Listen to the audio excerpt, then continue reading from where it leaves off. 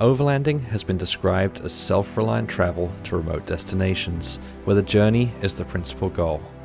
It has always been a fantastic way to travel, seeing more of the world than those who simply visit beaches or cities. Overland travel also brings new challenges that your average road tripper will never experience. Some of them will push you to your limits. Most importantly, overlanding gets you away from the crowds. 2020, more than ever, was the year for overland travel. By June this year, my wife and I were ready for an epic adventure, having been cooped up at home since March. And we finally packed up our stuff to head west. This is our trip.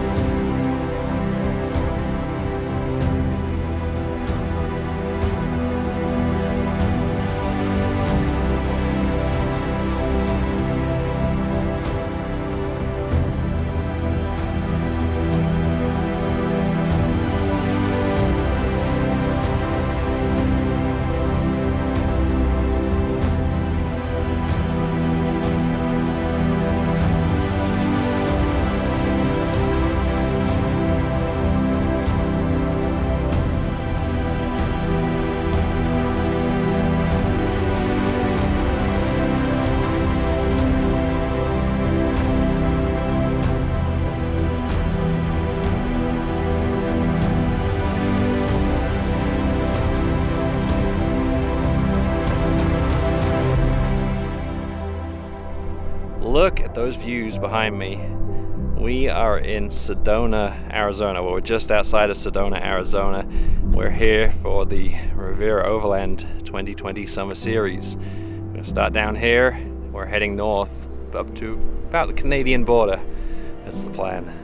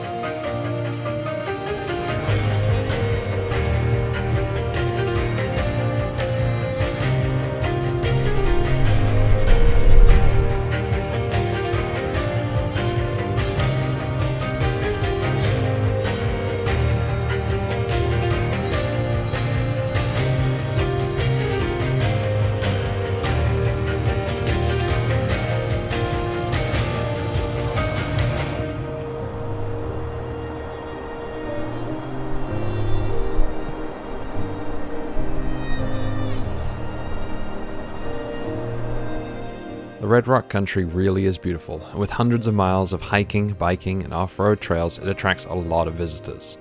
Driving through Sedona was slow going, and it was early evening by the time we got out and started looking for somewhere to spend the night.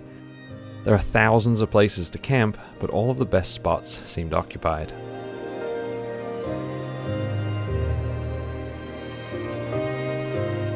So we finally found ourselves a place to camp just west of Sedona in Lincoln Canyon in Coconino National Forest, and there are some great views out here. This is just a beautiful little spot, and it was actually a struggle to find this place because it was pretty much every little camp spot along the road going out into the canyon here out to the national forest was taken, but we came down a little side road, and right at the end we found a little clearing. And it's actually really private up here. There's no one else even close. It was a little difficult getting set up. Had to be a little creative. You can see getting level was difficult, but great little spot. I'm very happy with it. We will. I'll make sure I mark that on Gaia so I can upload that for Patreon subscribers, so you can find it yourself.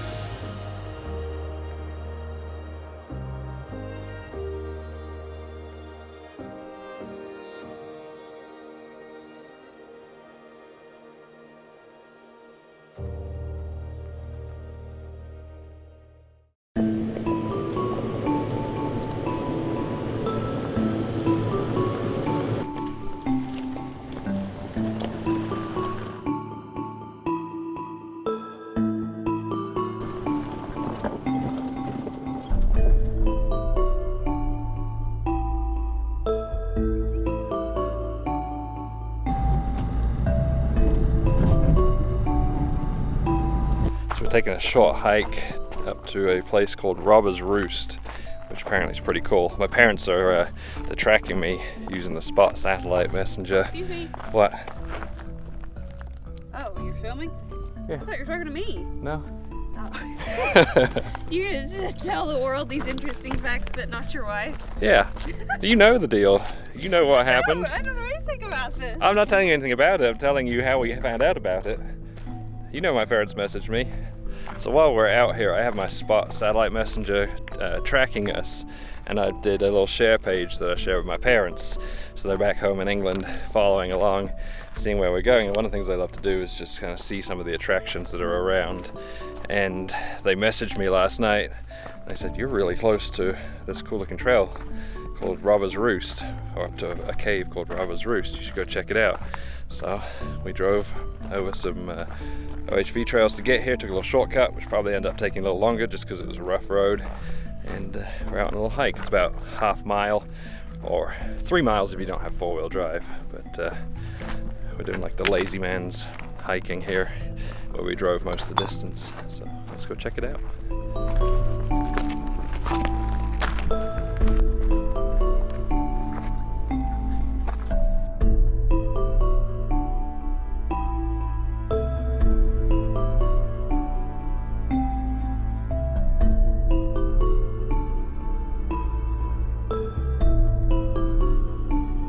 How does that hike look?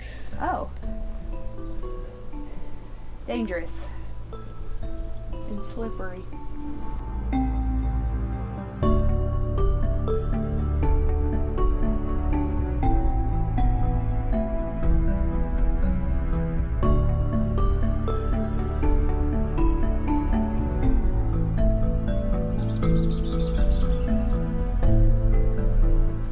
This is it. This is Robber's Roost. It's the idea behind the name is that this is where robbers would come to hide out to escape the law. And you can see why. It's a great natural shelter cut into the side of this rock. It's difficult to get to. That was a pretty sketchy trail coming around the edge. And then of course you've got the great views out here behind me. We can see for miles. Oh, and the little natural window over there.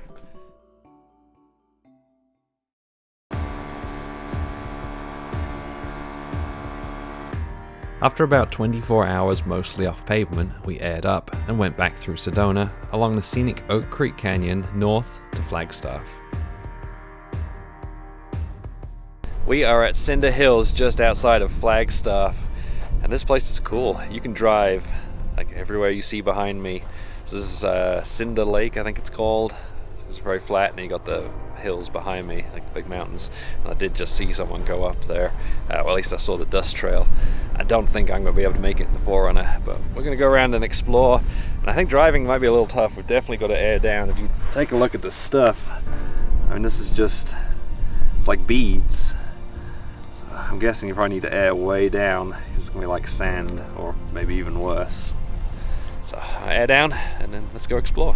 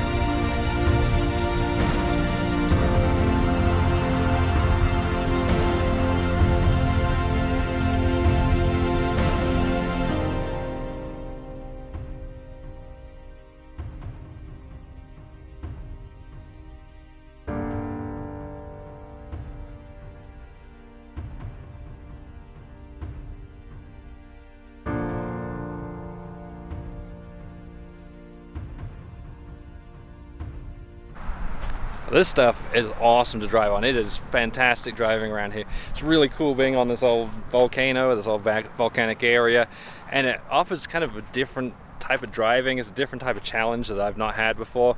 Sometimes it's really grippy, which I was not expecting because it's kind of like beads, but I feel so as long as you go in a straight line, it's really grippy. But as soon as you try and turn or go up a slope diagonally, you lose everything. You just go sideways, you kind of crab and sink in, and you just lose it. But we're gonna air up now. We were driving around at we're just under 15 psi, which probably helps a lot.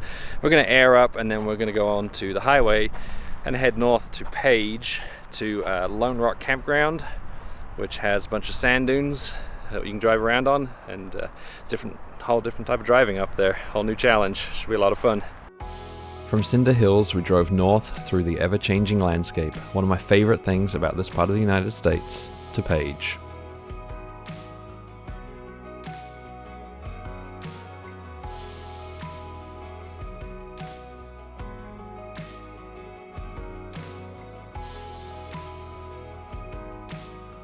When we got to Page, we found a problem.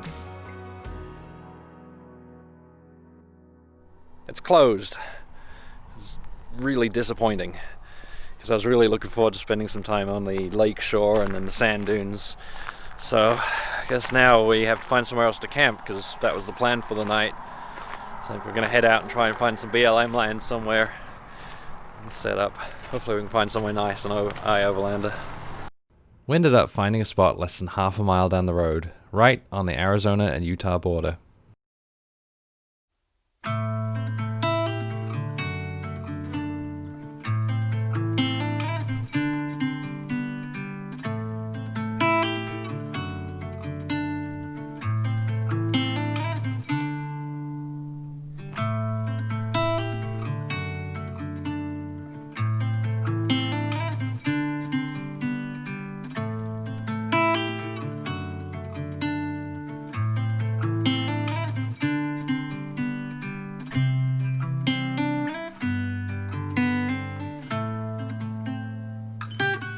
So last night we came in the dark. We managed to find that little spot that you see behind me. It actually ended up being a really good spot because it's very sheltered. You've got the cliffs up there behind us, and we're actually down in kind of like a little creek bed. And when the wind picked up last night, which it did, it got pretty windy, we were pretty well sheltered. You know, we could hear it, but it only ruffled the tent a little bit. The plan for today is going to be kind of a restock and reorganize day. We've been on the road now, I think this is the 5th day, and obviously I've only shown you the first, technically this is only the second night of video, but we had to get here to Arizona. It took us a couple of days to get out here, so the back of the vehicle's a little messy. Stuff needs reorganized and put it back in its place, and we need to get some more food and especially water. We're very low on water, so we're going to head into Page, do that. Probably check out some of the stuff on Page as well, so I'll show you what we get up to today.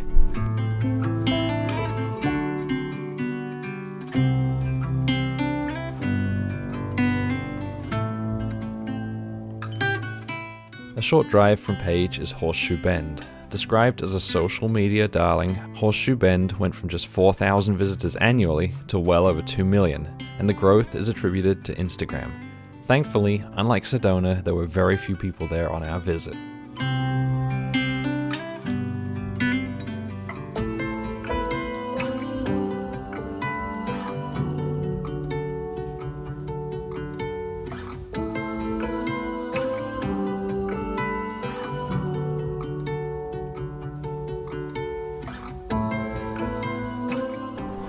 So we got all stocked up in Page, got all the food we need for the next few days where we're going to be away from civilization. I was able to fill up the water tank as well down here. Got some free water in Page, so I was able to take a shower as well. So nice and clean, ready for a few days on the road. Starting off here, I think we're in the Grand Staircase. I'm going to head south down towards the Grand Canyon, and got some rough roads ahead, some very sandy roads, so just aired down and ready to hit the trails.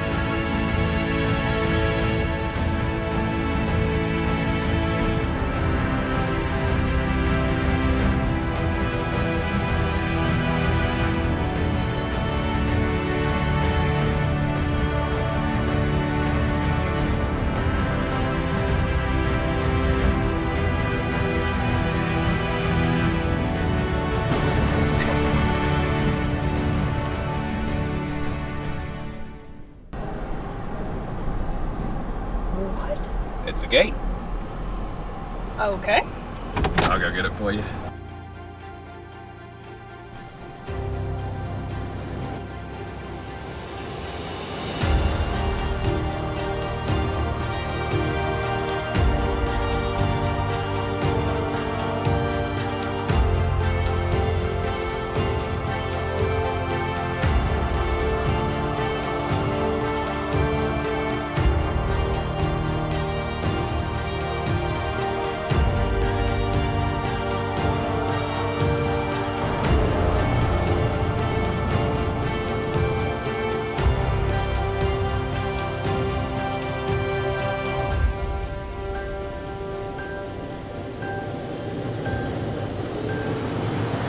Well, here we are at White Pocket. I'll just pan the camera around so you get an idea of what's going on around me. You just got some incredible rocks, brightly colored and wavy rocks, weird scaly patterns. I'm assuming it's from the mud that used to be here. And it's a lot of fun driving to get out here. This is all BLM land, and you've got very, very soft sandy roads. So if you come out this way, you definitely need to have four-wheel drive and make sure you've aired down your tires. So we're gonna camp around here somewhere. I'm gonna head out and try and find somewhere nice and sheltered to camp, probably behind me in that kind of direction. In the meantime, I'm gonna put the drone up and let you see around.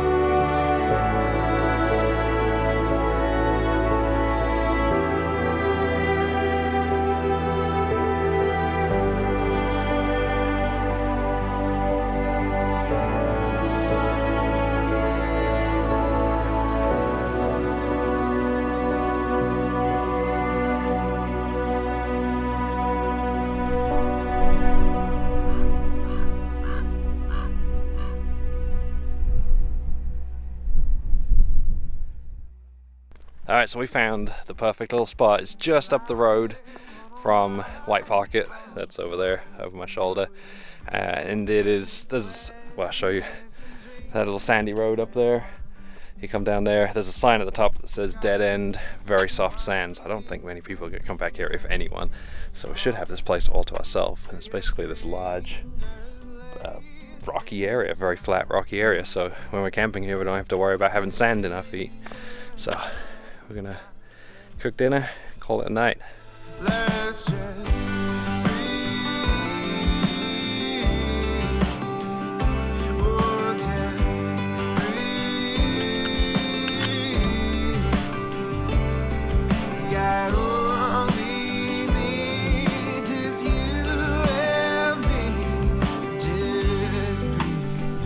This is a beautiful spot, and I think having that there is going to help keep us sheltered from the wind, and should block the sun in the morning, which is going to be nice, so maybe we can sleep in a little bit.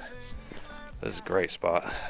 I'll post this to Patreon, so all my Patreon subscribers can get the exact location here.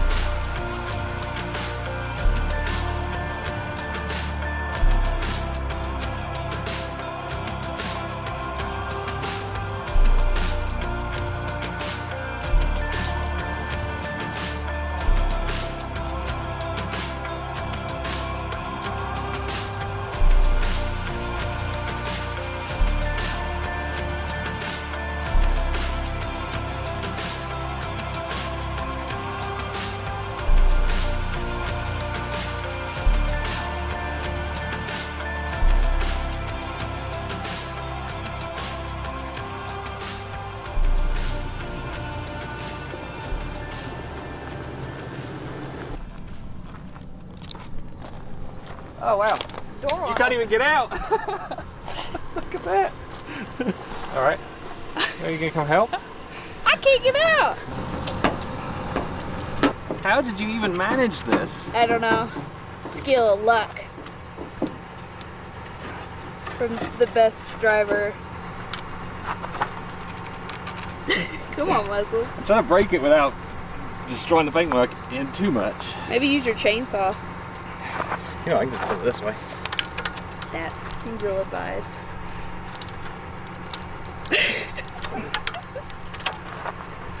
What? It's like the most flexible branch. Oh, maybe I can get it out this way now. I'll bend it. Oh, how long is it? There. This is what you picked up. Yeah. It's blocking you in. Not too much damage to the paintwork. Just a few scratches. Sounded awful. It did sound pretty bad. But it matches some of the other scratches. All the Kentucky scratches. This one's a good one from Kentucky.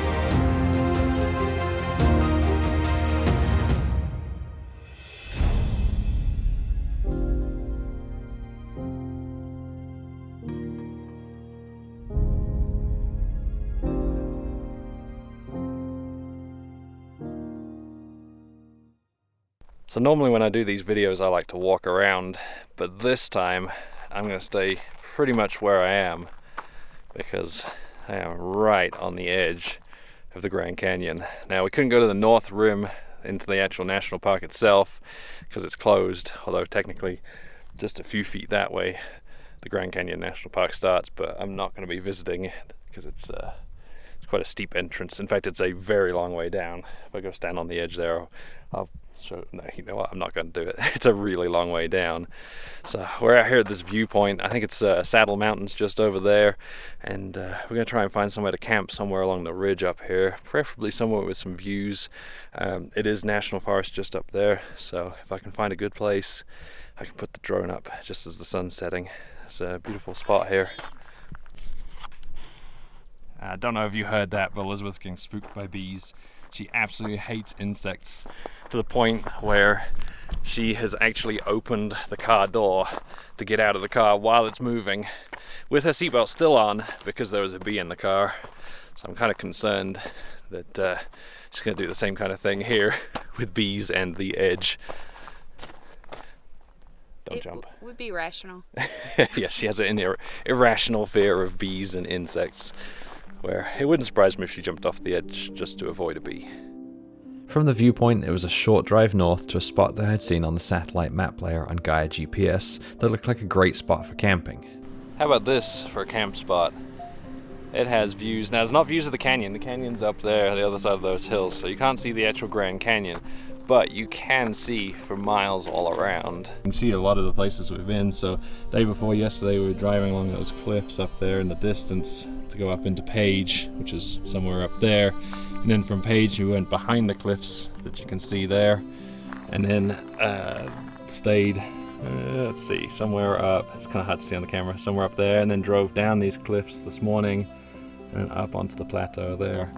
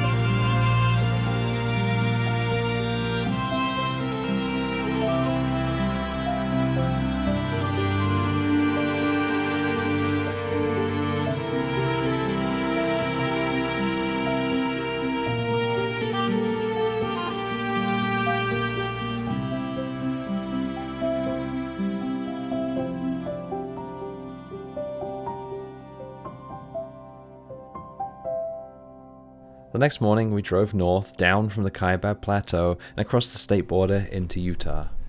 We are back up in Utah. We just crossed over, just over the border from Arizona.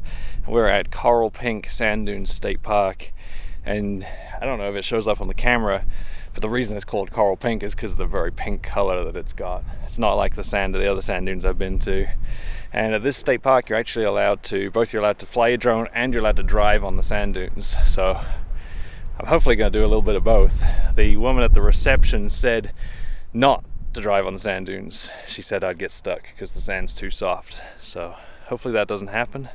Let's find out.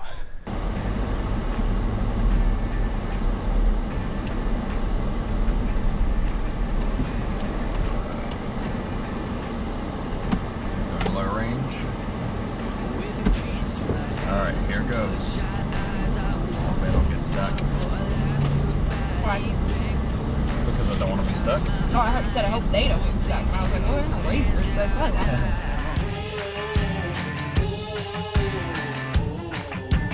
Take me on down. Well, I sank that body by the riverbank. Caught a boat south, took off like a hurricane. With spotlights, dogs, hit the whole 9 yards. Of breathing down my neck and breathing hard. 2 weeks in a wild chase across the highways, mountains, over 7 states. Found a man at the harbor, said that he could take me across the ocean somewhere far away. Lord, forgive me. Take me on down the river where the kids can't find a red-handed sinner. On where the grave can cry out, 'cause I done wrong. Down the river with a hand on a coat and a finger on the trigger, and long before dawn they try to find me. So take me on down.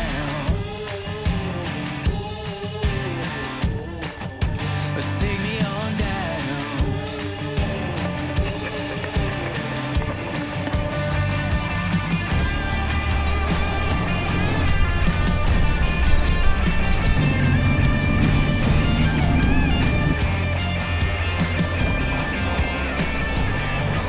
I never saw him coming on the boarding planks now, staring down a barrel at point blank range. I made for the water, jumping off the ledge, but not. Just as she was getting the hang of driving on the soft sand, Elizabeth took on a dune that was a little larger than she had expected.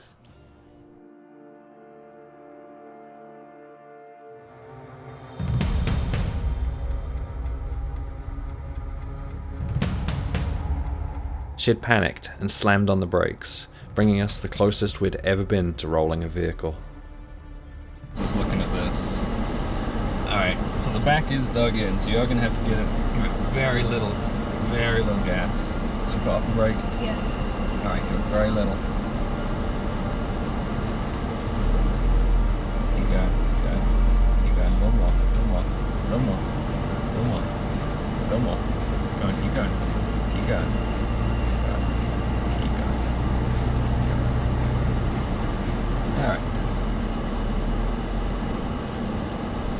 You're out. You need to start steering now. No, I don't want to. Time for you to drive. Okay. Let me get the drone then. I'm done.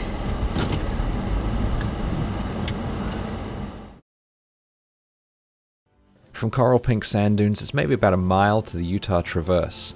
Within a mile more, Elizabeth was back in the driver's seat and driving the sandy trails like she was competing in the Baja 1000.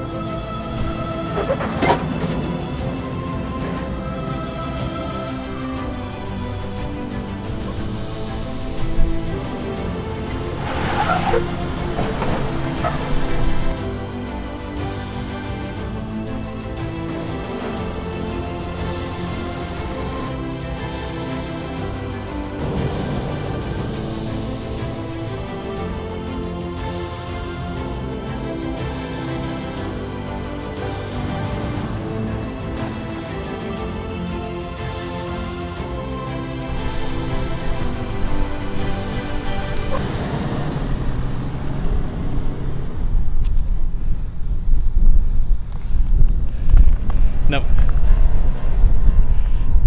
Don't go any further. No, just go forward like you've got it.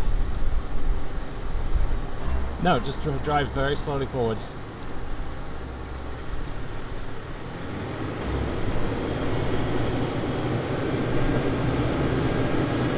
No, stop.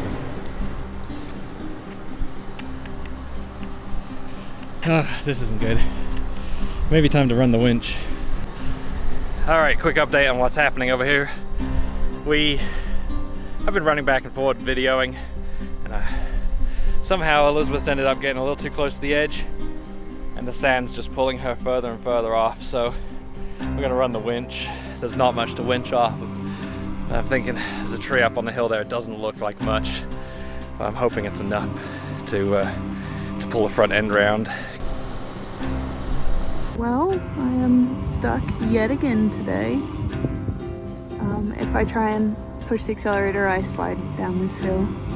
It's not ideal.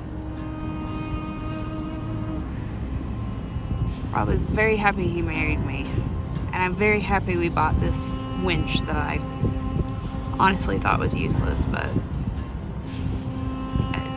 it's not useless.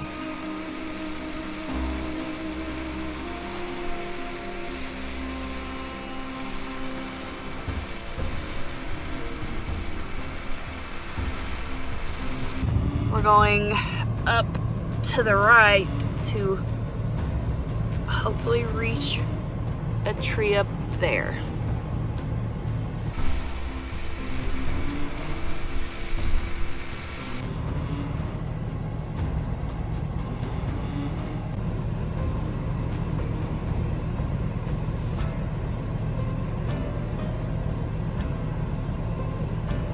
Apparently that's to prevent the strap from snapping back and injuring one of us. Because that would be bad. Alright. How much do you love me? Right now, you're pushing it to the limits. First you almost roll this vehicle, and then you almost drive it off the side of a cliff. I'm having a good day. Depending on the outcome of this tree, decides whether or not I take you home again. I'm hoping, it's a very raggedy looking tree, but the trees here in the sand dunes have very, very long root systems. So I'm hoping, really hoping that's gonna pull us up. And I put it right at the base anyway. Great. I mean, you won't have to take me home if I roll off the cliff. That is true, but I'll have to walk home. I'd rather take my vehicle home. Wow.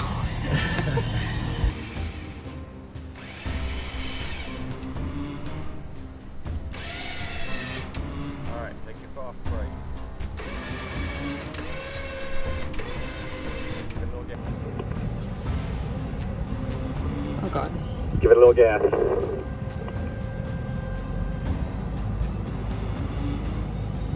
Alright, just hold it there. Less on the gas. Less.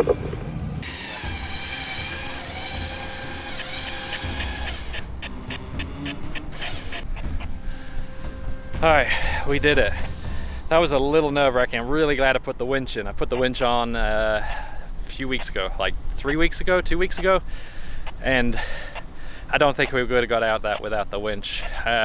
Maybe traction boards, but I wouldn't want to trust traction boards in that case. But the little tree up there held up. You can see those things, it looks really old and really fragile, but they have really, really deep root systems in the sand here. So they're pretty strong. Anyway, I'm gonna get packed up and I may just see you at camp. I think I'm done now. Maybe even tomorrow. I've got a lot of laundry to do. And had a lot of close calls today, so yeah, I think I'm gonna call it a day for the videoing. Well, we made it. The winch worked. That's the cliff right there that we nearly slid down. You can see where the track started sliding. Yeah, I'm not allowed to drive anymore. Shocker. For the most part, the rest of the trail was a lot easier. There's one notable exception, a giant sandy hill. If you're taking this trail heading west, be prepared to go up it with a winch. Heading east, we were going down it, so we had no problems. Once you pass the hill, it's flat, firm, and scenic, with plenty of creek crossings.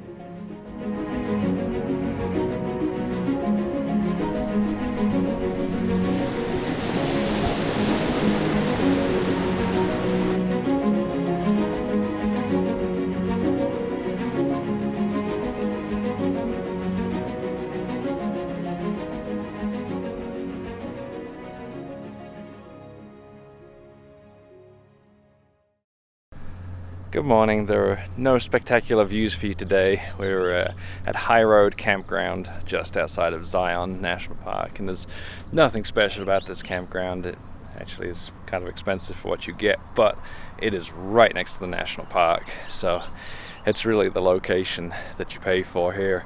It does have laundry as well, so we're able to get our clothes cleaned because I was down to my last t-shirt. So plan for today is we're gonna just spend the day driving around, seeing the sights, doing touristy things. No trails for you today, and then we're gonna come back here again tonight, and then tomorrow we'll hit the trails.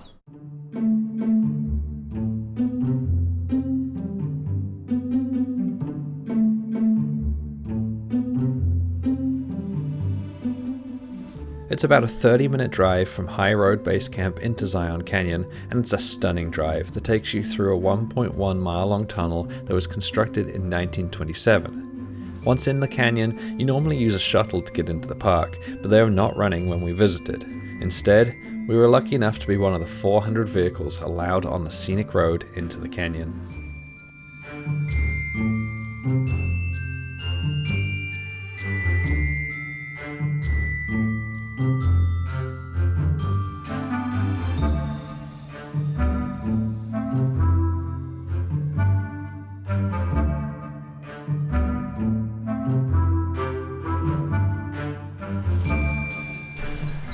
Well, we got really lucky here at Zion. Like I said, they're only allowing 400 people in the park at any one time just because it's limited on space or parking spaces. And right as we were about to drive past the scenic road, the entrance to the park, we noticed the person start waving at us as we were looking in. So we turned in, came down, and it was blocked about halfway along, and we really wanted to go to the end, to the narrows. And right as we pull up to the roadblock, we stop to look at the map. When we get done looking at the map, they've moved the roadblock out the way, and it's open all the way to the end. And we got one of very few parking spaces up here at the end. So we're getting ready to hike the Narrows, which I absolutely love, especially on a hot summer's day like this. You can probably see I'm sweating. It's about 90 degrees, but it's gonna be really nice and cool hiking the Narrows.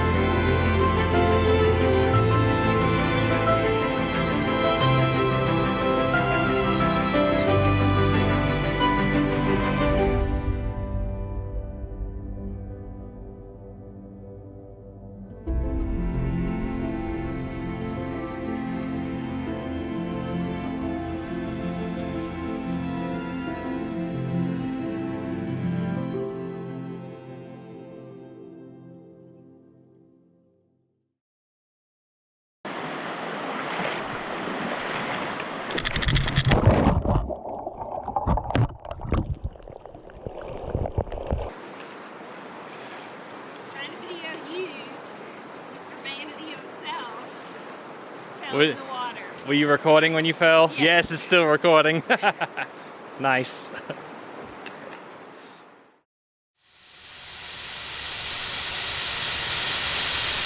We are back in the sand again. We can't escape it down here in southern Utah. So we're on a trail, or on the trail to go to Peekaboo Canyon, a little slot canyon down here. And it's about 2 miles out, 2 miles back. I really didn't want to have to air down because when we get off the trail at the end, it's going to be straight back onto pavement for quite some time, so I'm going to have to air up again. But even in 4 low, it was struggling at street pressure. So we're airing down.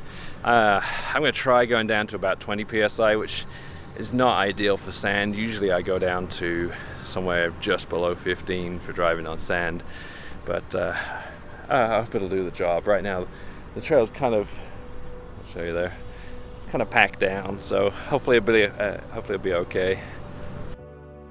It's a good thing we did air down. The trail split and we chose to go left. The further we went, the softer the sand got, until we were pretty much driving on dunes again.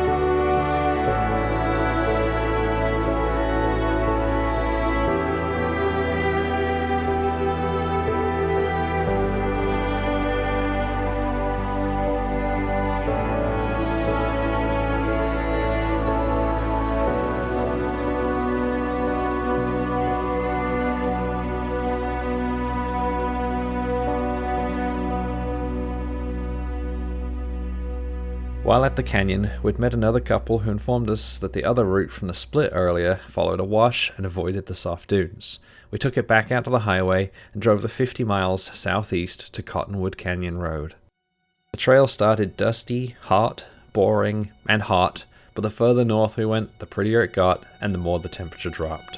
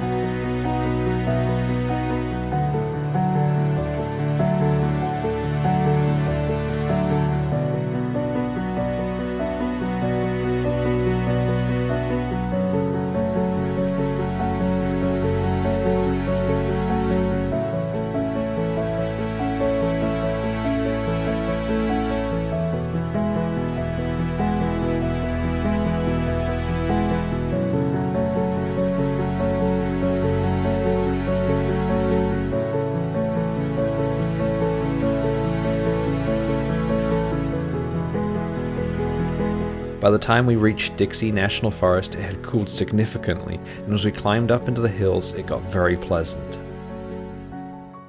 When we got to camp, all we could hear was the sound of the wind in the trees.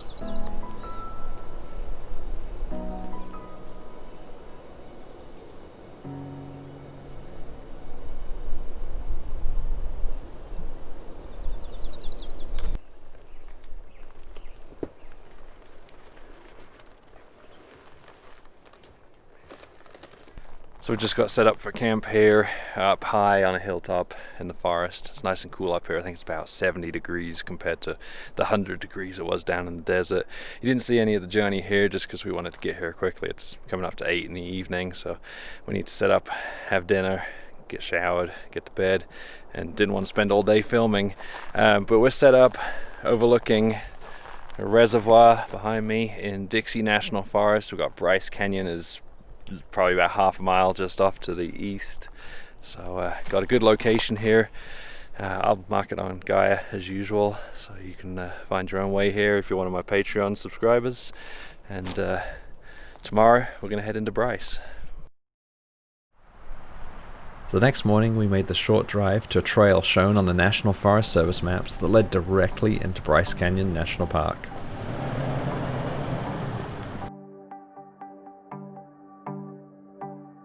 Well, we were about half a mile from Bryce Canyon, and I thought we could get in using the back roads. You can see boundary line, but the gate is padlocked, so yeah, half a mile away, but we have to drive probably about 10 miles to actually get back into Bryce Canyon, unfortunately. So turn around and go back the way we came.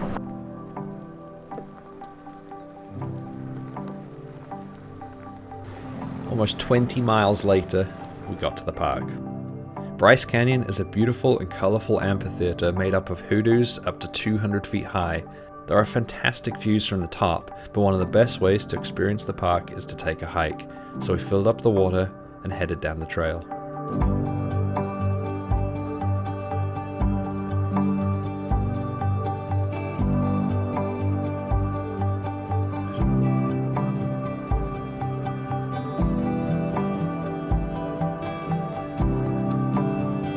So in continuing the theme of going down places that aren't really suitable for video, we're in Wall Street in Bryce Canyon.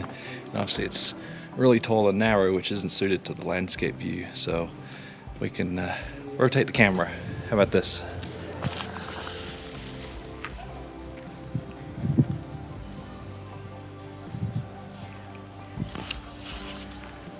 If you're watching on a phone, you can just rotate the phone for that. If you're on a computer, I guess just turn your head sideways.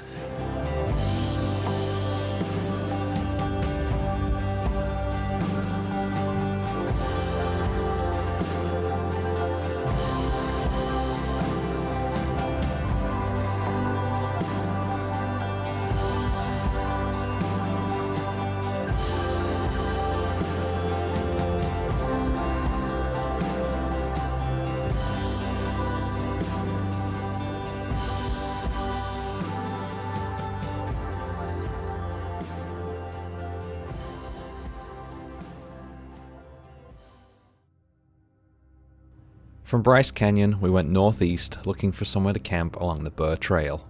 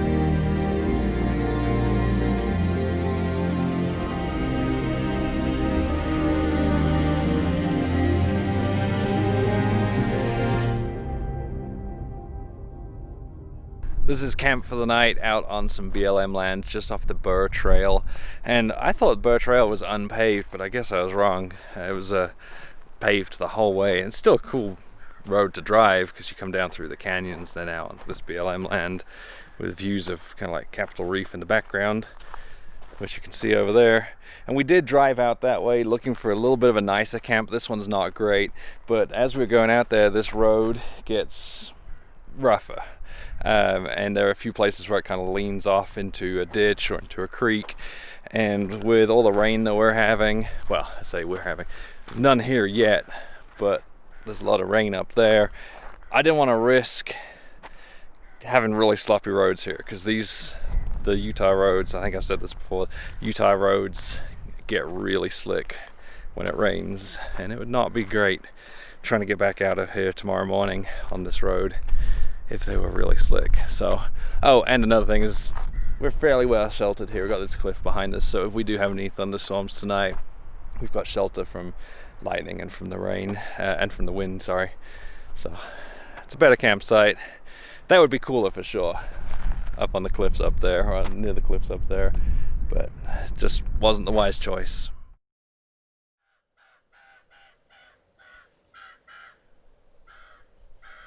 It did rain that night, but not much. We packed up and headed east through Capitol Reef National Park.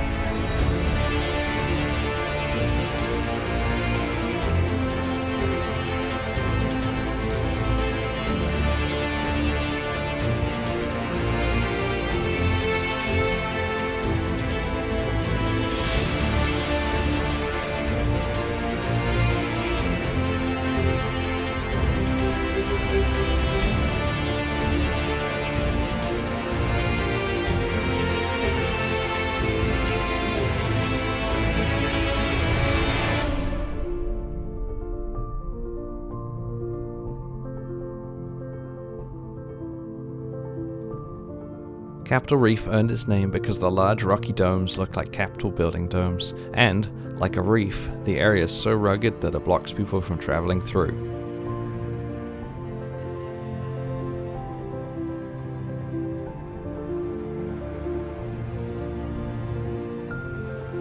From the main entrance to the park, we took Cathedral Road to the north, across the Fremont River, heading towards Cathedral Valley.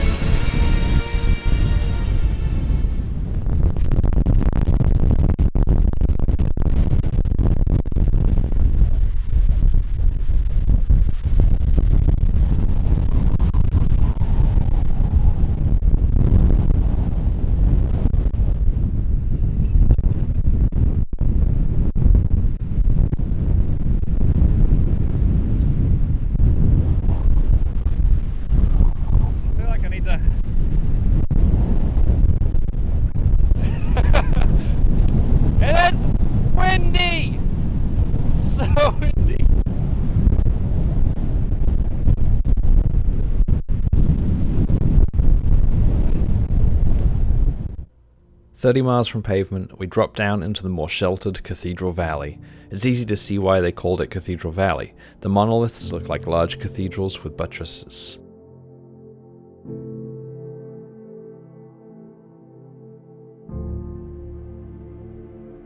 Within the valley, there are some obvious sights, but some, like the gypsum sinkhole, don't stand out quite as much. The sinkhole was formed as water dissolved the gypsum that's buried under the ground. It's hard to get a sense of scale on the camera, but the hole is 50 feet wide and 200 feet deep, and it continues to grow as the gypsum is dissolved.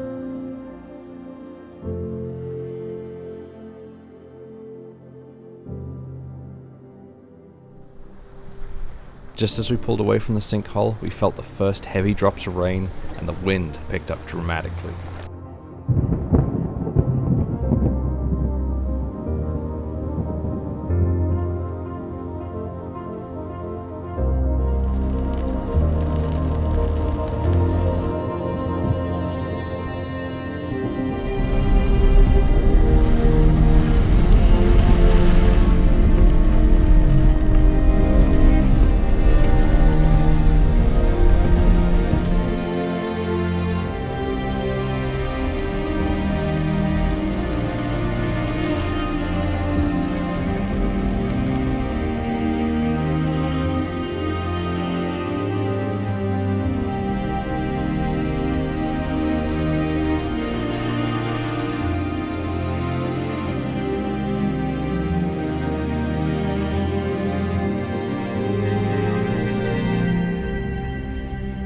We left the storms as we climbed out the west side of the valley and into the mountains.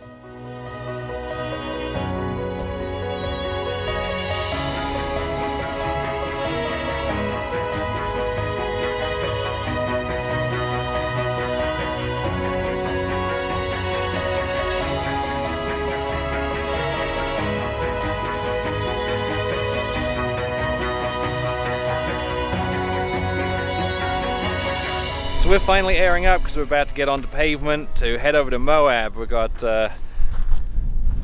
this road you see behind me through Fish Lake National Forest. Beautiful area, actually. I love it up here. It's cool. About 10,000 feet, I think. So really nice up here. Beautiful rolling hills, snow-capped mountains in the distance. Nice little area. So we're going to go out on the roads.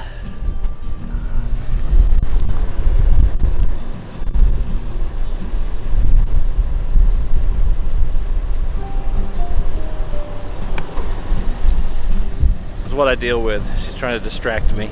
Anyway, we're about to hit this road and head over to Moab. Hello, as you can see, we are somewhere that's green instead of brown dirt. And we're doing our little vloggy thing. And I'm trying to act in things that Rob does. Talk about the weather. It's real windy. The car's dirty.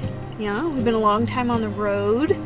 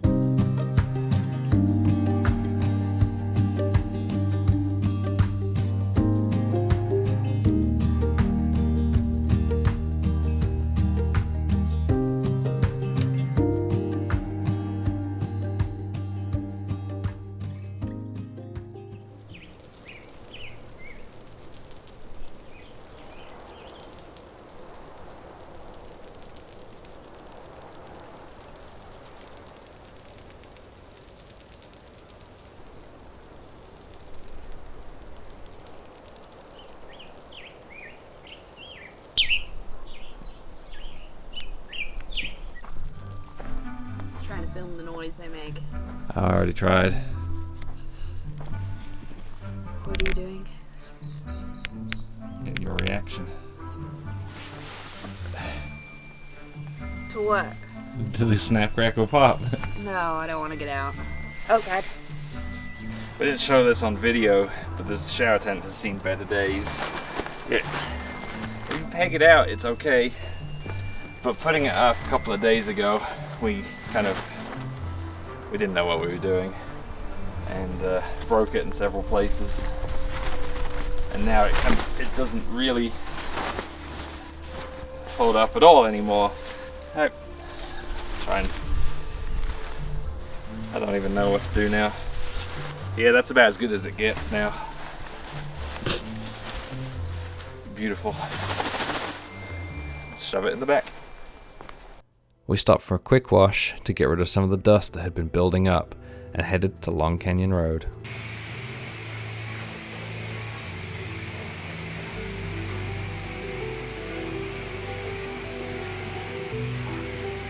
We are just airing down, getting ready to do what is one of my favorite trails here in Moab. It's not a difficult trail, not a technical trail, not a fun trail to drive, but it is probably one of the most scenic here.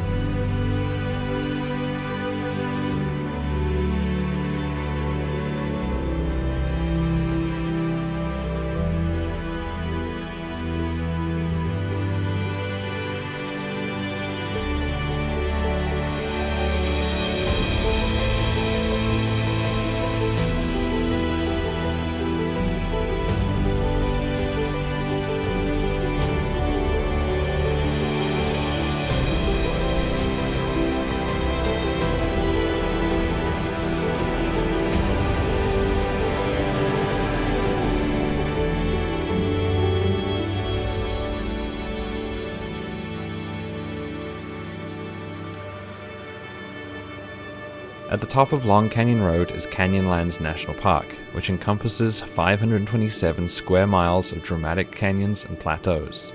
The island in the sky sits over 2,000 feet above the Colorado River, allowing you to see for tens of miles.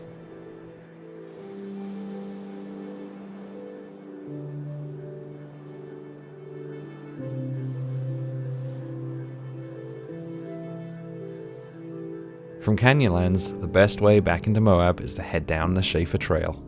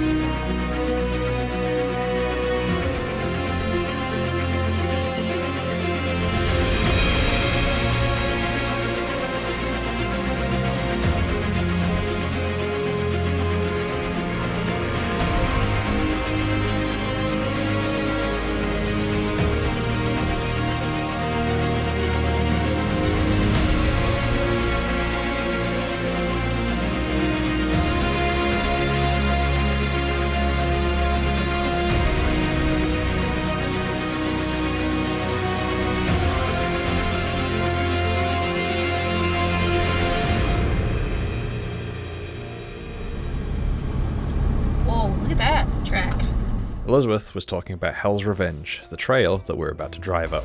This is terrifying. You wanted to drive this? And she had decided that she was going to drive all the way to Hell's Gate.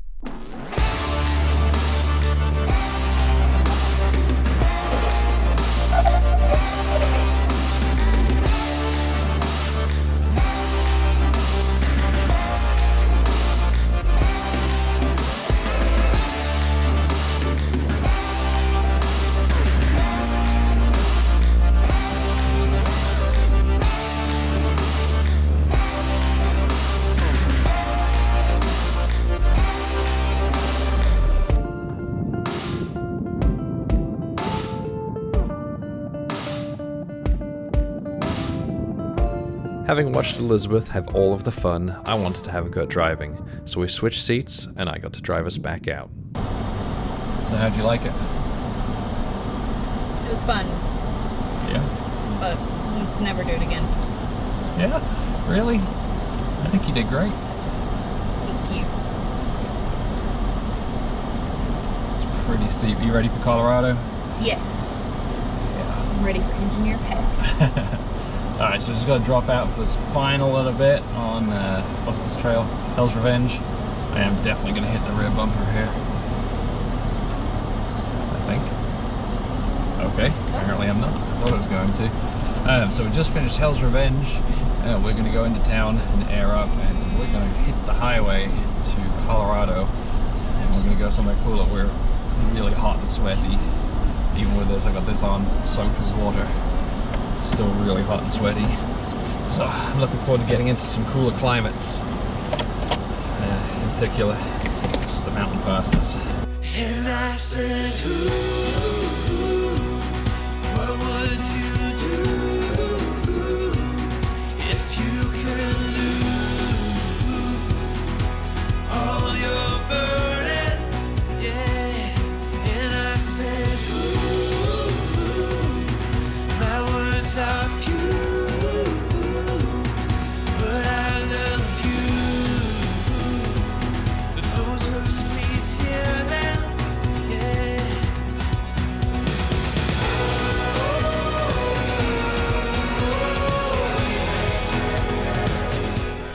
If you watched my Expedition Utah video from last summer, or if you watched the series, you'll know that we came across what I described as the perfect campsite. And we're back there, up on Lost Dollar Pass, Lost Dollar Road, and there's a few reasons why I consider this to be the perfect campsite. One of them is, well, we're back in Colorado, so it's cool. We're actually about 10,500 feet in altitude, so it's a little chilly. I'm gonna have to put on a jacket in a second. Second reason is, you'll see behind me, we've got some firewood already chopped up for us. It was there when we got here. You have a fire pit, nice sheltered fire pit. You got a place to sit. You got a log on this side, got a tree on that side for you to sit on around the fire. Although I think there's a burn ban right now, so we won't be lighting a fire. But the reason I say that this is the best campsite that I've ever been to is just the view. Look at that view.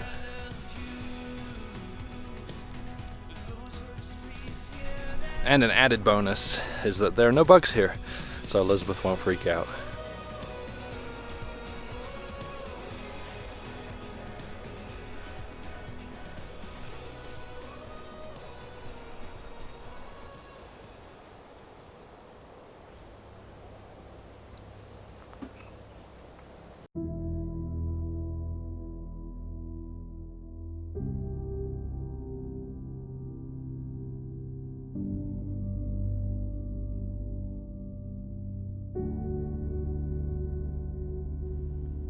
The next morning, we drove north over the pass and then across to Ouray. After spending the morning in Ouray, Elizabeth insisted we take Mineral Creek up to Engineer Pass. Once again, she was driving.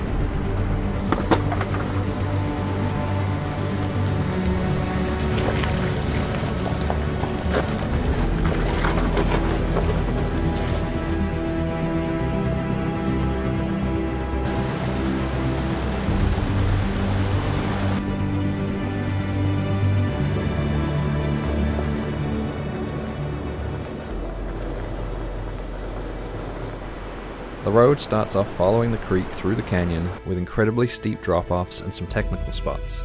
As you climb, the trail gets easier and the scenery gets even better.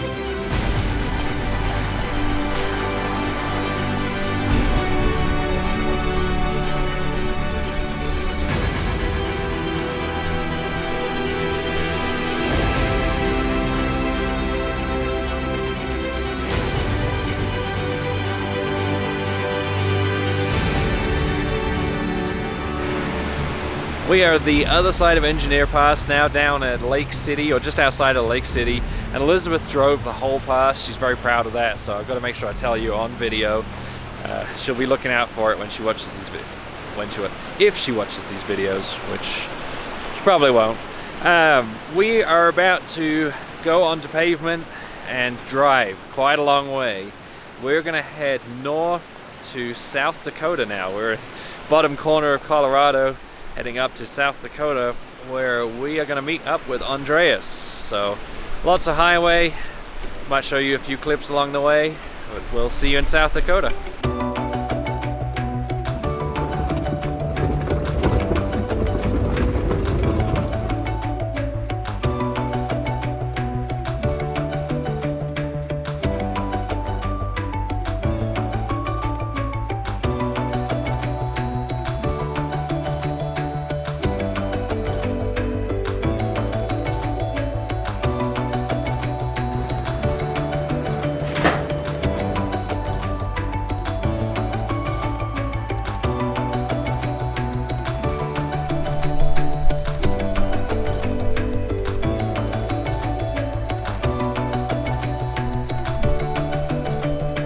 We are halfway between Laramie and Cheyenne in Wyoming, and we're in just next to Pole Mountain.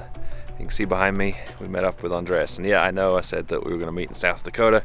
We ended up meeting in Denver, and then driving up here. It was just a little more convenient for both of us. Otherwise, I'd have to backtrack quite a long way to meet in South Dakota. So we're going to explore Wyoming first, and then head up to some of the other states around here. And we'll do South Dakota later, maybe on the way home. Just before he left, I ordered something off Amazon for Andreas to bring me. Tell you what, this was most of the weight in this camper. Sweet, I'm excited about that. Actually, I haven't even opened it. That's a lot larger than I thought it was going to be. Yeah. Yeah, there you go, man. Shower, jacuzzi, anything you need. It was an instant shower tent. We decided to check it out.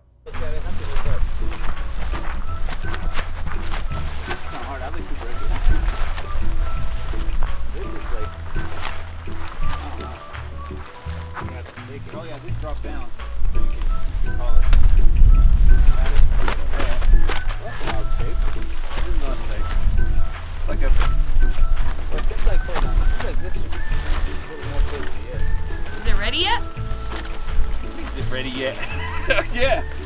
Hop in. They got pictures. Hey, maybe we should wait for a windier campsite. Yeah. It's like someone's tried to put this together already. Turned it? Returned it, yeah. Yeah, so somehow we have to get this, make the other side. We can push these legs in. Okay. That's more like it. That's a lot easier. So it was inside out? It was inside out, yeah. Alright. Ooh, that's a little small for you, Ross. Ta-da! Alright. Instant. More like a few instants. Yeah. It was our incompetence that made it so difficult. We packed it away and drove west towards Lander, Wyoming. I'd seen videos of a trail near Lander that takes you up to Christina Lake. We decided to check it out and try to camp at the lake.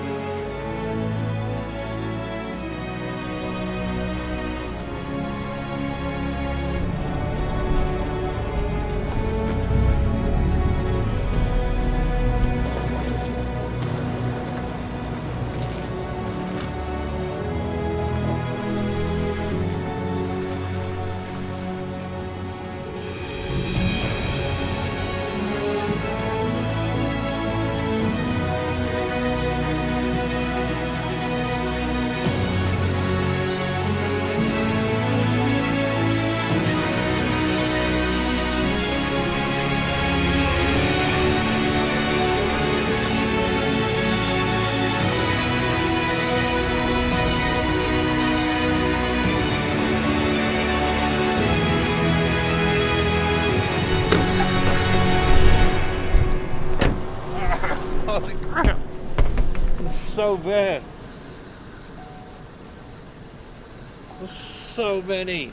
I just got bathed in this. Alright. There's so many bugs. And the reason I got out is because we have a little obstacle up here. It looks pretty tough. So I'm gonna go walk it and see. We have been on this trail for hours now and it's getting tougher and tougher. And we're almost to the top, to the lake. And Elizabeth is not a fan of bugs. She's not happy about coming up here. Alright, doesn't look so bad now.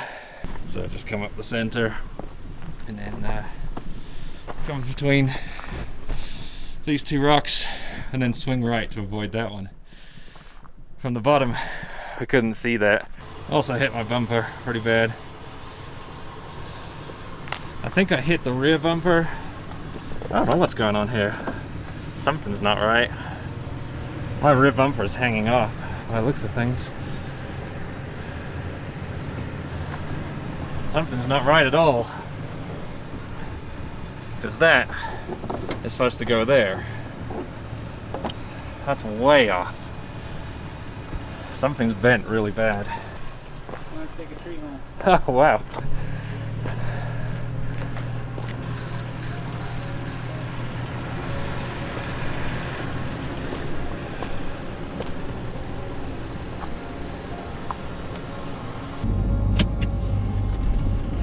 We hold the camera.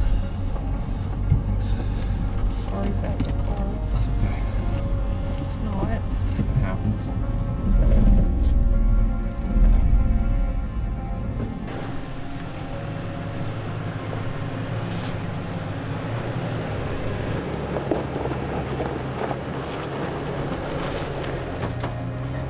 There, great, good.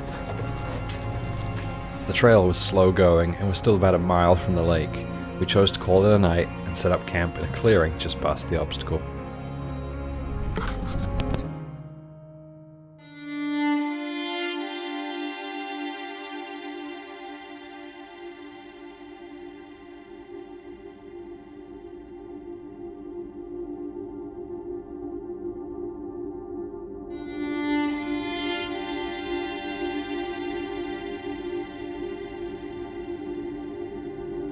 Alright, so this morning we're surveying the damage from last night, and I fixed the rear bumper. Good as new. And I wasn't the only one. Andres, can you show us where you hit? Basically, you're looking at it. Oh, in specific, there's a tree that didn't like this side of the camper. But this is basically a roll cage. So it took it like good. a champ. Then you hit the front of the vehicle too? There's too many scratches to tell which one it is from. But yeah, this one, I think I hit this. It's hanging off a little bit. That's not a big deal though. Yeah, I think it just pops right in.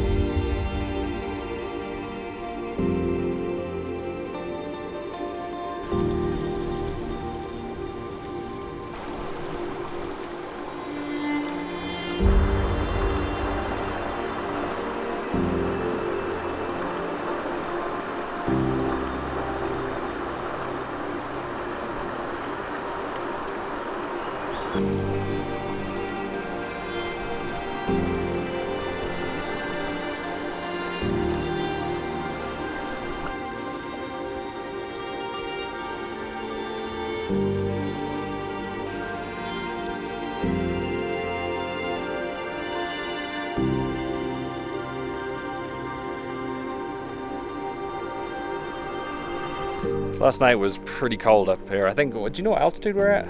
It was 9,500 feet. 9,500 up here, and there's snow. We've passed some snow on the way up here, so it was really cold last night. And now we've got to head back down again, all the way down that trail. We had scouted ahead a little way and decided that we weren't going to try and tackle the rest of the trail. It had taken hours to get as far as we had, and we had other places we wanted to visit.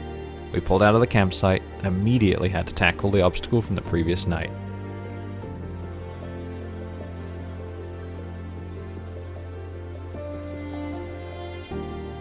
Hey, how far did we get? Like 20 feet?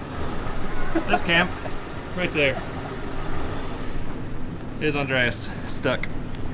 So when you winch me, if we could somehow get the trailer to scoot over that way a little bit. I'm ready to pull when you're ready.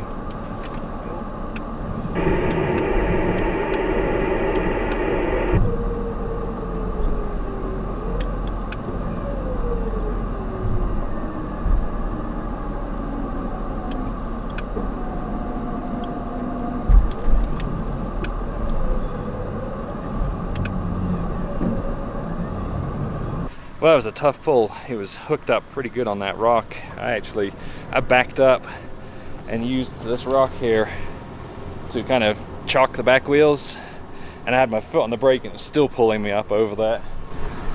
You see it's just wedged in there. So he's gonna try going down a slightly different route. He's not got a lot of options. If he goes off to the left, and I'll show you in a second, if he goes off to the left, he has to come down a really large rock. If he goes down the center, he risks his rear differential on a rock that kind of sticks up in an awkward place. And then going off to the right brings the trailer up over an awkward rock. Andreas chose the path to the left.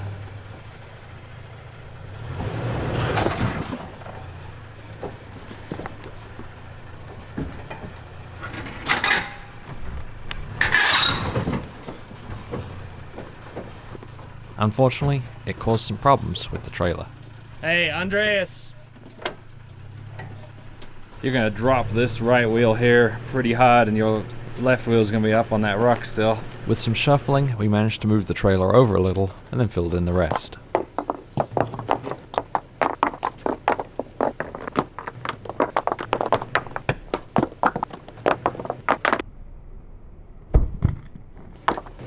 I think that's good, dude.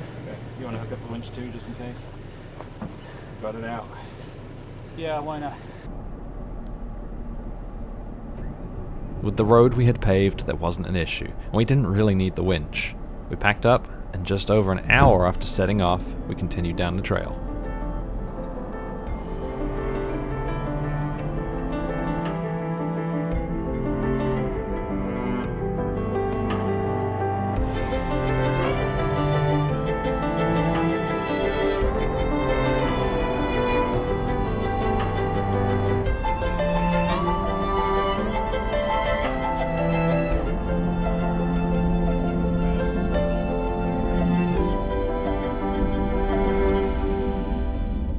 If you end up following my tracks on Patreon, then this is the place to camp.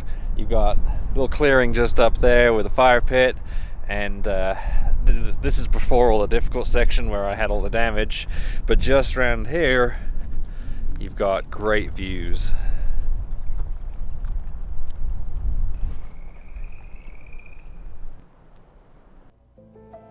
Just a few miles to the south, we took the Lander Cutoff Road. This 250-mile road was created by Frederick Lander in 1859 as a shortcut for people taking the Oregon Trail. It allowed the pioneers to bypass the dry desert to the south and saved 7 days of travel time.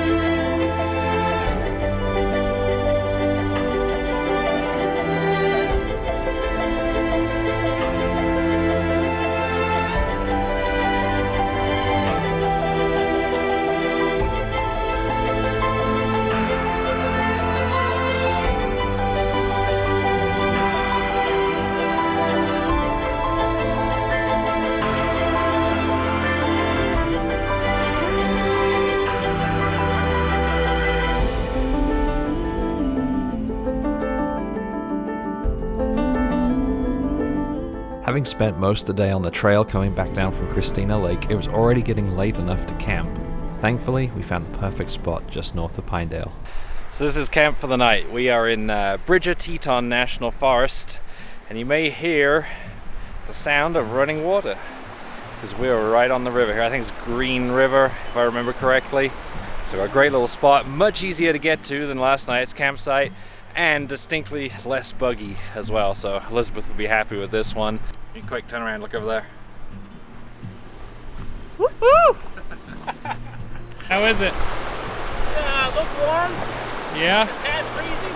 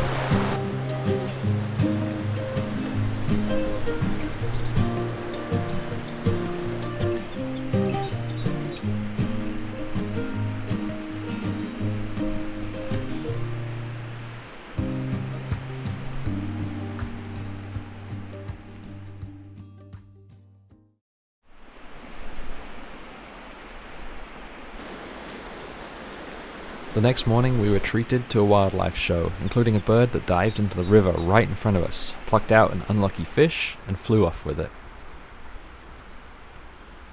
We also discovered that Andreas had done a little more damage on yesterday's trail than we had first noticed. Actually, I don't know what happened. I just found out this morning that we got a little damage here. I guess I hit something and it bent this thing up, and I rode with it for some time, and it was just shooting exhaust this way and burnt this up. Not to worry, guys. I'm gonna get a rear bumper, high clearance, and this is gonna come off anyways. So no big deal. Yeah, no big deal. You're lifting the vehicle when you do that. I feel like it's moved. Look. Yeah, it's moved. It's not as.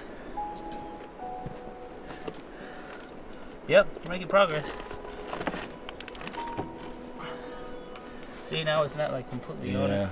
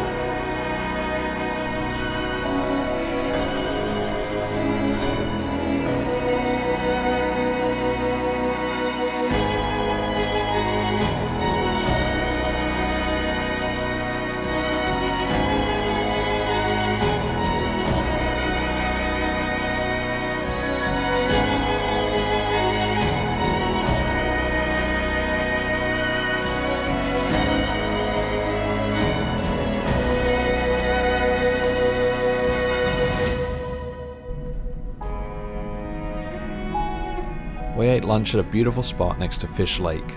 On the way down, we had noticed that to get out, we had to go up a particularly steep gravel hill with no run-up. The 4Runner had no problem. With his trailer, Andreas struggled.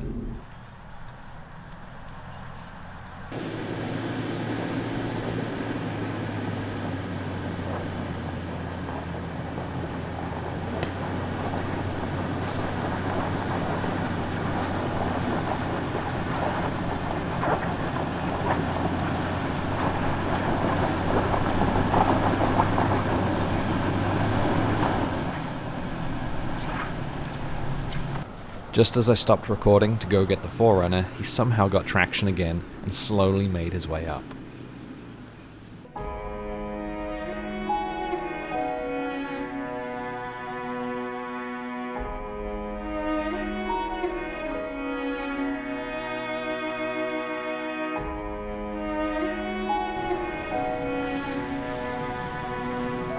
At the north end of the lake, I made a mistake.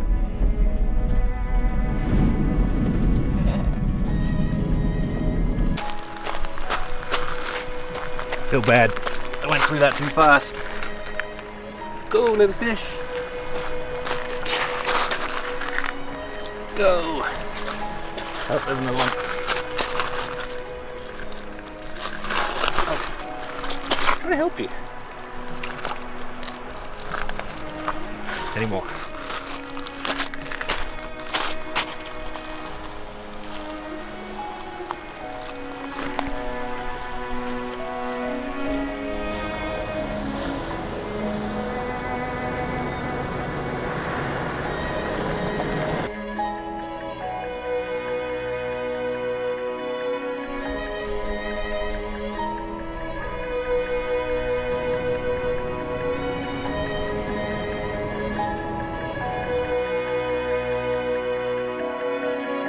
So we've just made it over the mountains, over Fish Lake Mountain by Union Pass, and we are just reached the highway 287, which goes into Grand Teton National Park. I think it's about 30 miles, so we're going to air up, head over there. Oh, there's some stuff falling out. Head over there, and I think we're going to go down to Jackson and see if we can get some steak down there for dinner.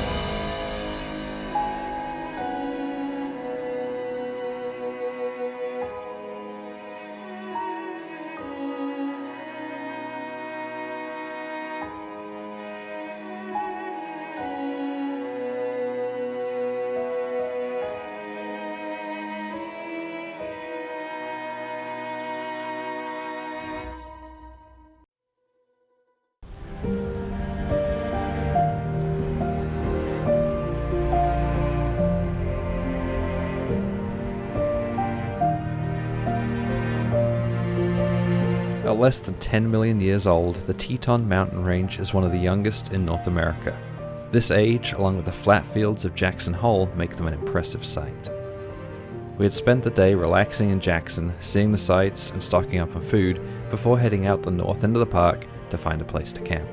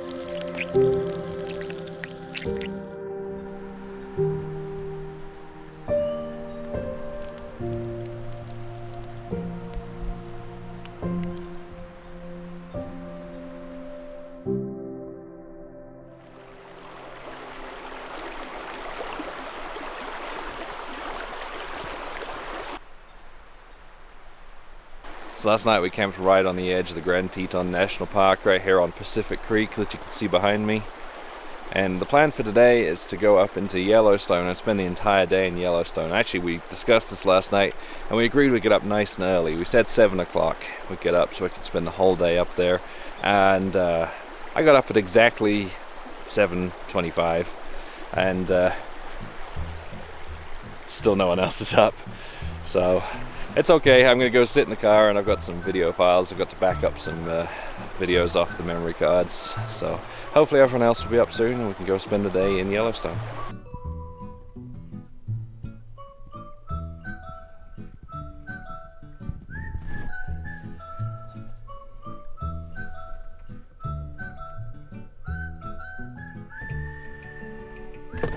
I didn't really specify the time zone, so... Oh, so you're doing mountain time? I mean, Pacific time? Pacific time, yeah. I thought that's what it was, yeah. Yeah, I'm on the dot. You know what I mean? Yeah, I mean, if you're operating on Pacific time, that means you're up earlier than me, because I got up at 7:25. Oh. You got up at 7:08. That's right. Yeah, well done.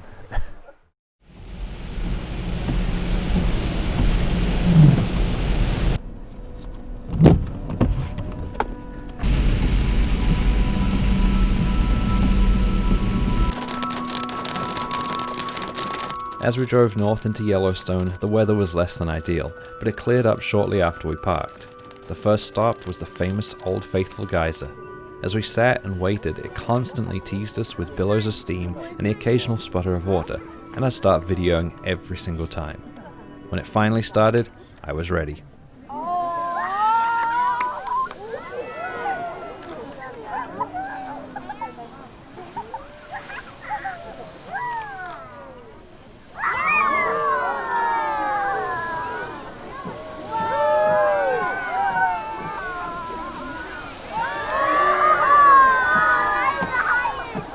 What I wasn't ready for was the height of the eruption. It kept getting higher and higher, eventually reaching a little under 150 feet.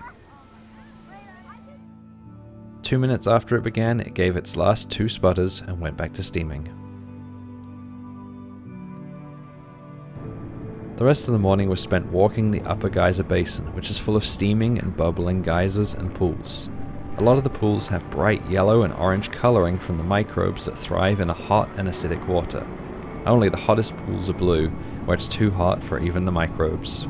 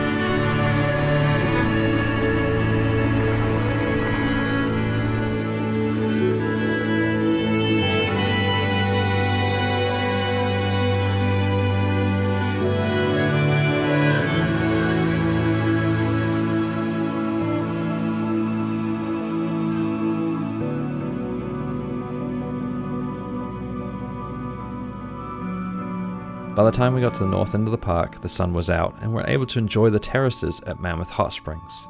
As the hot water moves underground, it picks up carbon dioxide, forming a weak carbonic acid. This acid dissolves the limestone rock around it. When the water reaches the surface, some of that carbon dioxide escapes, causing the dissolved limestone to be deposited in the terraces. Yellowstone is enormous. If you go, make sure you allow yourself at least 2 days to explore the park. Unfortunately for us, Andreas had to work the next day, so we went north into the hills of Montana.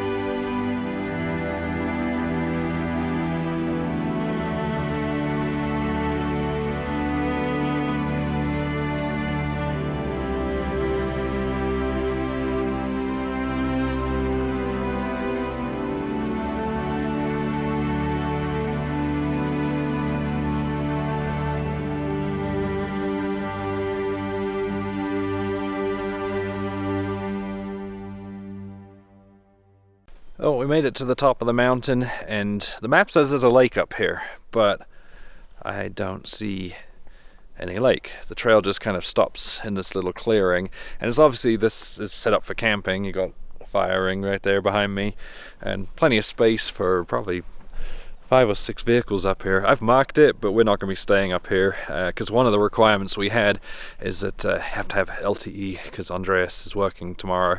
He's going to get up early and start work. So we're going to head back down to him. He's parked about 3 or 4 miles down the mountain, and he found a spot. It's just kind of pulled off on the side of the road. It's not very nice, but there's great views, just no space to set up like the shower tent or anything. But we'll eat dinner up here and then head down and see you in the morning. This is where we ended up camping last night, and I thought it was going to be a really crappy spot because it is right on the side of the road, and I thought we'd have people driving past all night, but it turns out this road doesn't actually go anywhere, so no one's driven past all night, and it's decent views. Andres was up at 5 in the morning working from the front of the Tacoma, looking out over that view. Around mid-morning, we packed up and headed towards Butte, where Andreas could continue working. Along the way, we made a quick stop. We'd been looking out for bears the entire time we'd been in Wyoming and hadn't seen anything, even in Yellowstone, so we decided we'd cheat.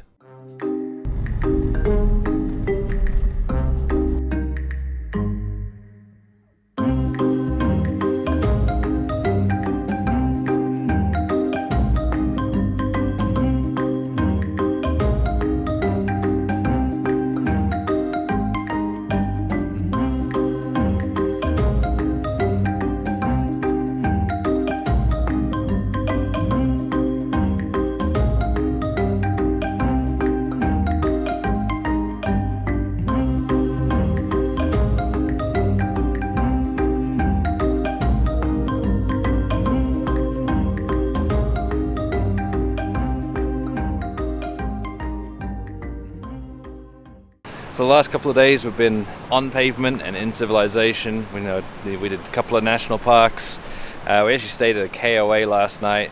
That allowed us to get water filled up, do laundry, and so on. And we're finally back off pavement in Montana. We are north of Butte, Montana, about 20 miles north, and we're doing a little bit of kind of Continental Divide route. We're going to be splitting off a couple of times, doing a couple of harder trails hopefully, or things that I have marked as hard, and heading up to Glacier National Park over the next couple of days.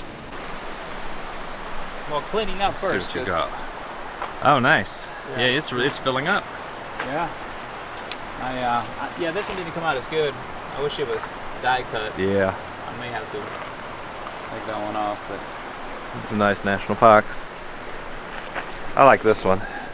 yeah, Marlene found me that one. That one's cool. Yeah, she never shot in there. You know what the best one is, though? I'm trying to put stuff around it, but it just keeps sticking out. Of course, this is the best one.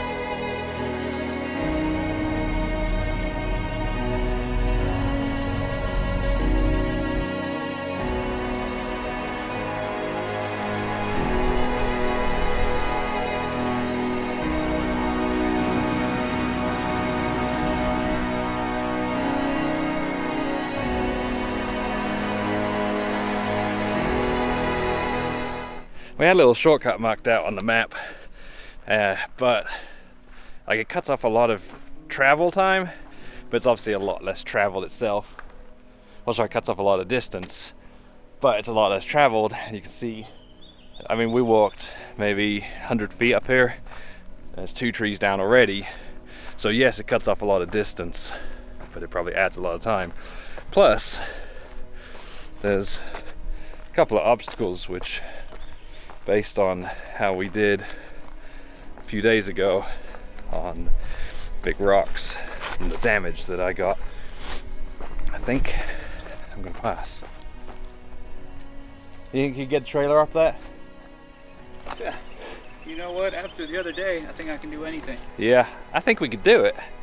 I don't think I want to. Yeah. I mean, we'll spend the whole day here probably. Yep, we'll go the long way. I bet it ends up being a lot quicker.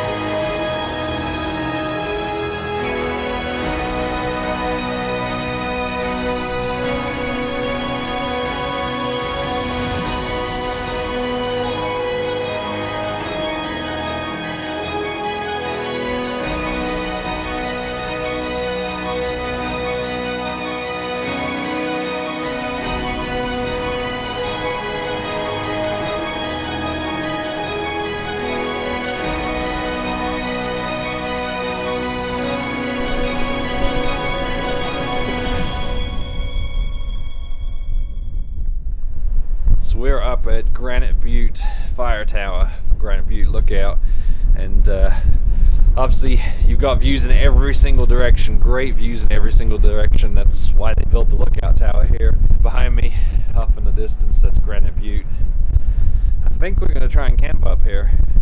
There's a little clearing, suitable clearing here where we may be able to fit.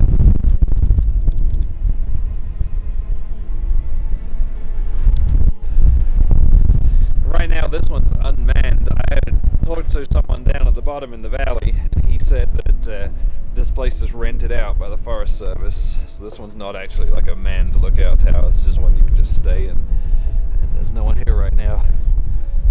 Although it is extremely cold, especially in this wind.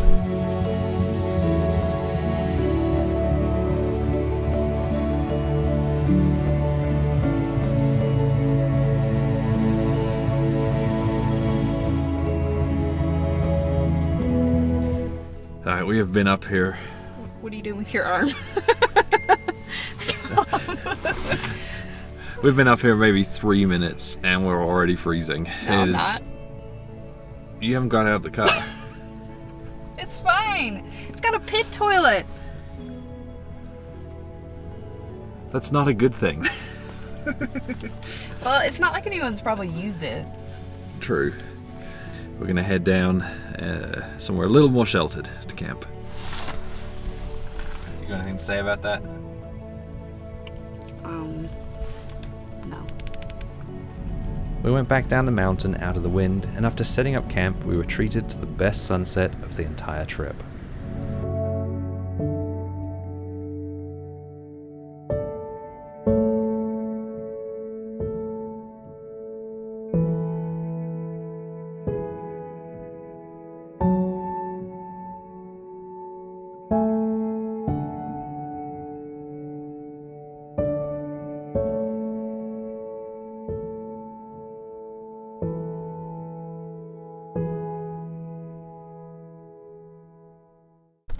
You cold? Figured I had to bust out the glacier gear a little too early. It is a cold morning this morning. We are packing up. We're going to head up to Glacier National Park. It's about a 3.5 hour drive from here on the pavement. You could follow the Continental Divide Trail, but we'd just run out of time if we did that. We really want to come back down through Idaho. That's really the main reason we're here. So it's all pavement.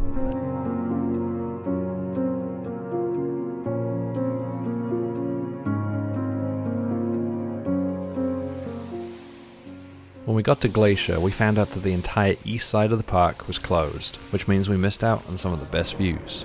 We were still able to drive up going to the Sun Road, along McDonald Creek and as far as Avalanche Creek.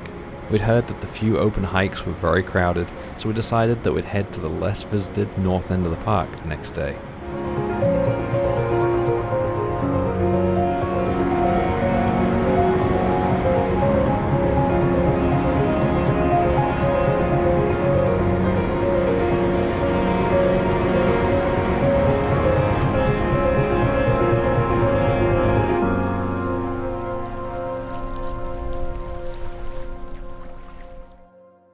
On our way into the park last night, we found out that you're not allowed to take trailers on one of the trails we're going to take. It's an unpaved road that goes up the west side of Glacier National Park, up to a few lakes and then up to the Canadian border eventually. And we were planning on taking that all the way up to the Canadian border. The border crossing's closed, but we wanted to go up there just because it'd be cool. But because they don't allow trailers, obviously Andreas can't take his. So we ended up going back into town just outside of West Glacier, and we got a campground because that way Andreas can leave his trailer there. So today we're heading back into the park without his trailer. We're going to go up that unpaved road, up to the lakes, do a couple of hikes up there. We'll check it out, show you what it's like around the park, or as much of the park as we can do.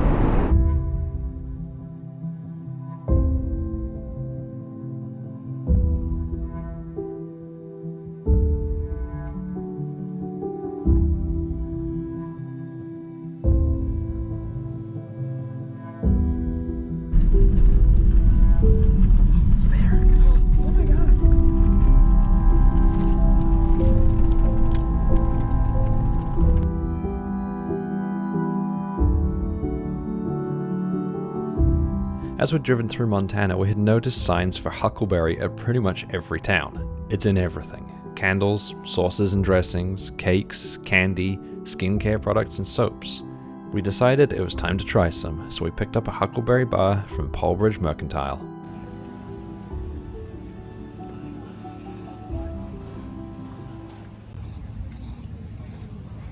Yep, that's good.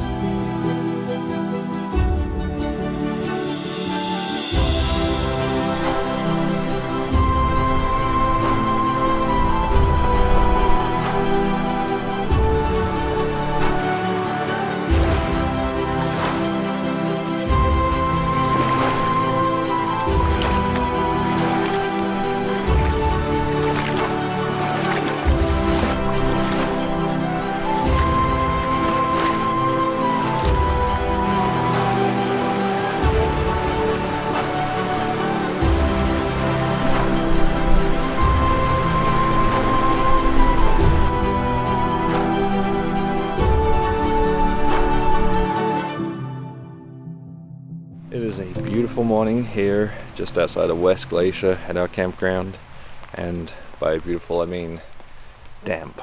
It's just been steadily raining all night.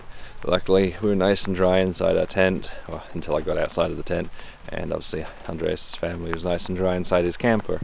I think he's now soaked through because he's been up for some time packing stuff up. Today we are going to take the highway over to Idaho. We've got about a 3-hour drive to Wallace, Idaho, where we're going to pick up the Idaho backcountry discovery route.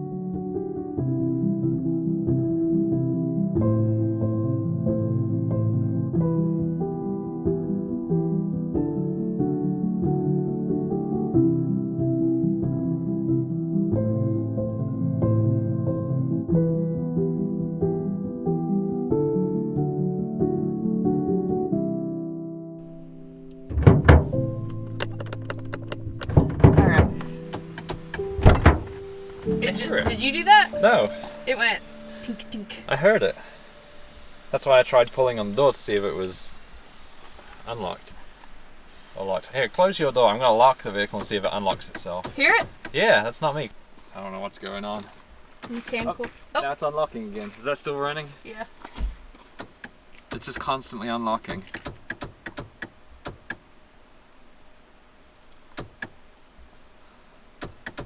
That's weird. I wonder if this button's stuck.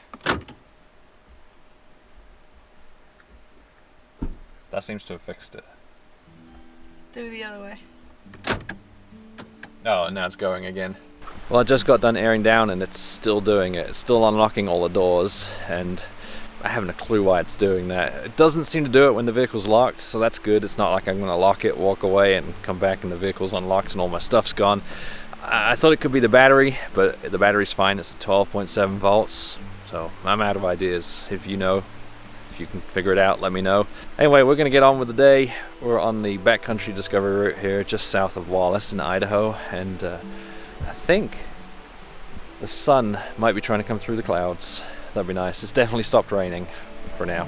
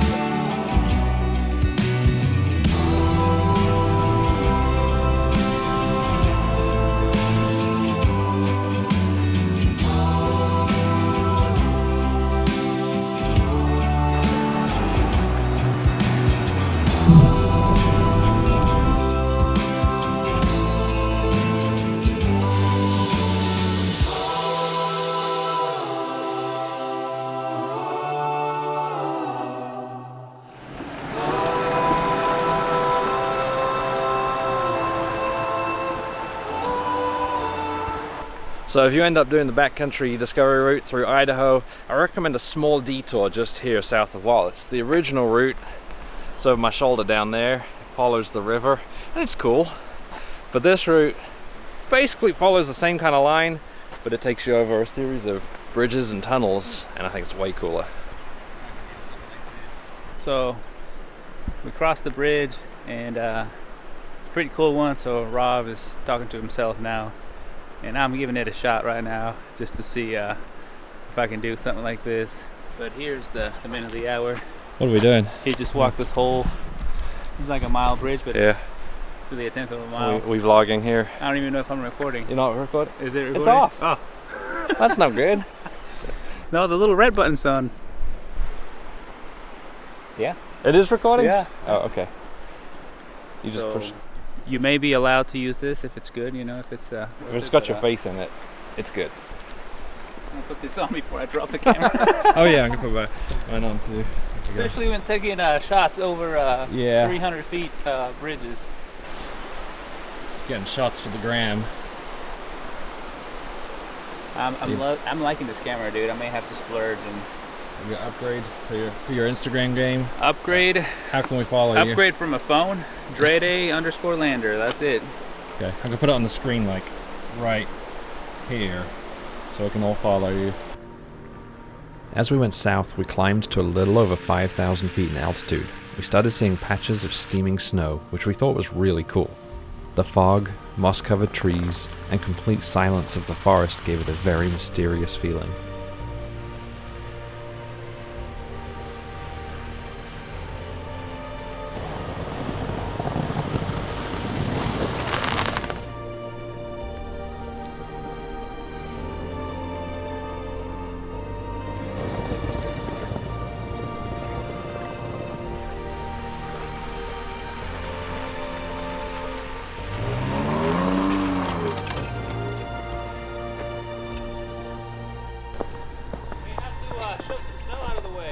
Yeah, I've got a shovel.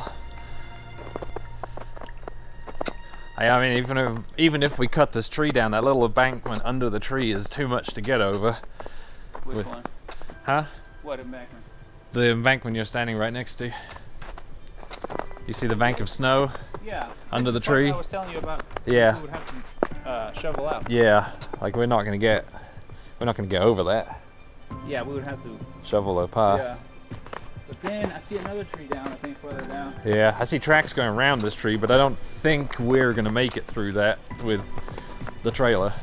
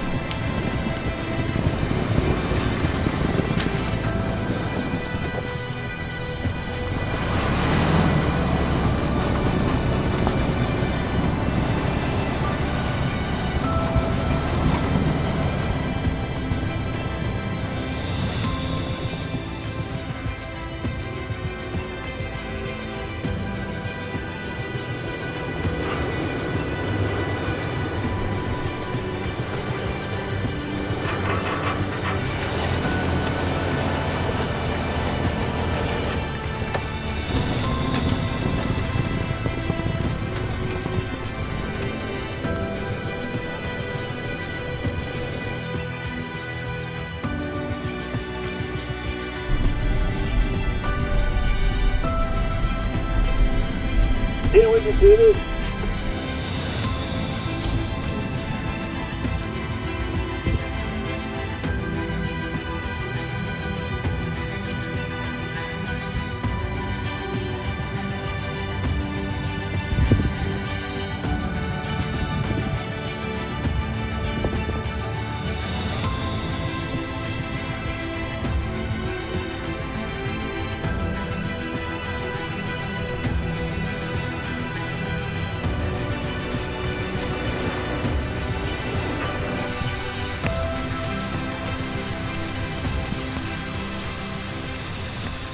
After another hour of working our way through patches of snow, moving another 2 trees, and having to use the winch a couple of times, the novelty of the snow was starting to wear thin.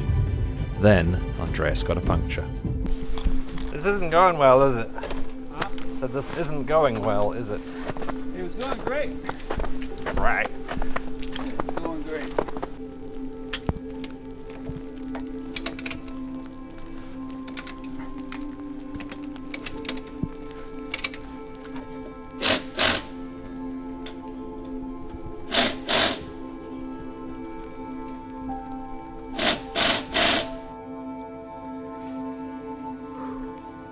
There you go, Rob. Show You know me where this goes? show me what you did. Oh, Where is it? Oh, there it is. Little Wow. tap right there. While we were changing the wheel, we were reminded that we should be paying attention to our surroundings. Out of nowhere, a moose crossed about a car length in front of the 4Runner. Can you still see it? Coming back.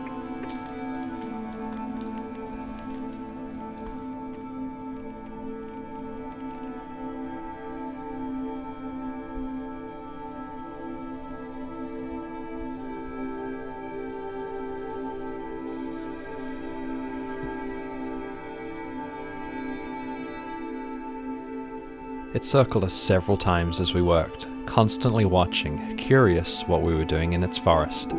It was still there, keeping an eye on us as we finally packed up to leave.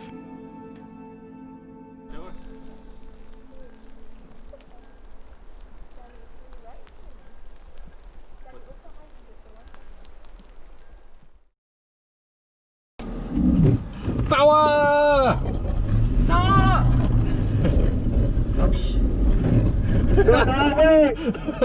It's not working. The snow was tough going. We learned pretty quickly that speed was not the answer for the deepest snow, since we'd dig in and lose all momentum. Crawling allowed us to stay on top. We still had other issues outside of our control though. Ah, there's another tree. Tree number 4.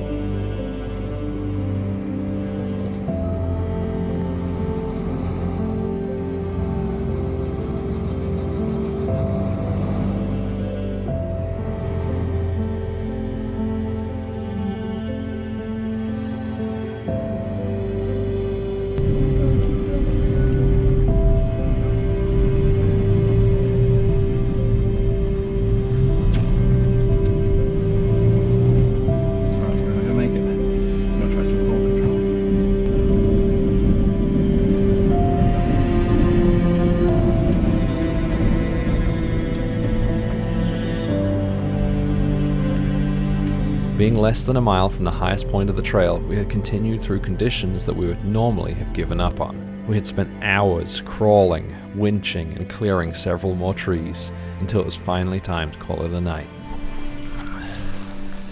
Well, I just got stuck again in the snow, and it was going to be a winch job, and we've still got quite a long way to go. We're almost at the peak of the hill, and then it's all downhill from there.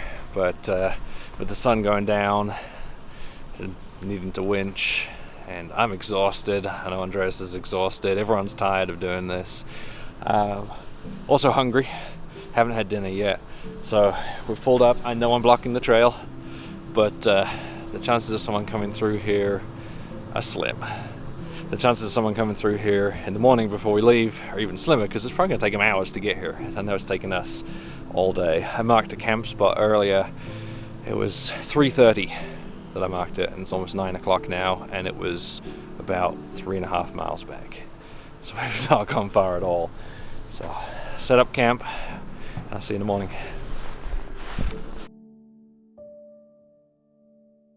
It is now the next day. It's July 1st to be specific, and it's 36 degrees out here in middle of Idaho, basically. It's cold, and we slept alright actually. Slept pretty good. Had quite a few layers on, so we weren't really prepared for temperatures this low. So today we've got to continue piling through the snow, and we have made so little progress.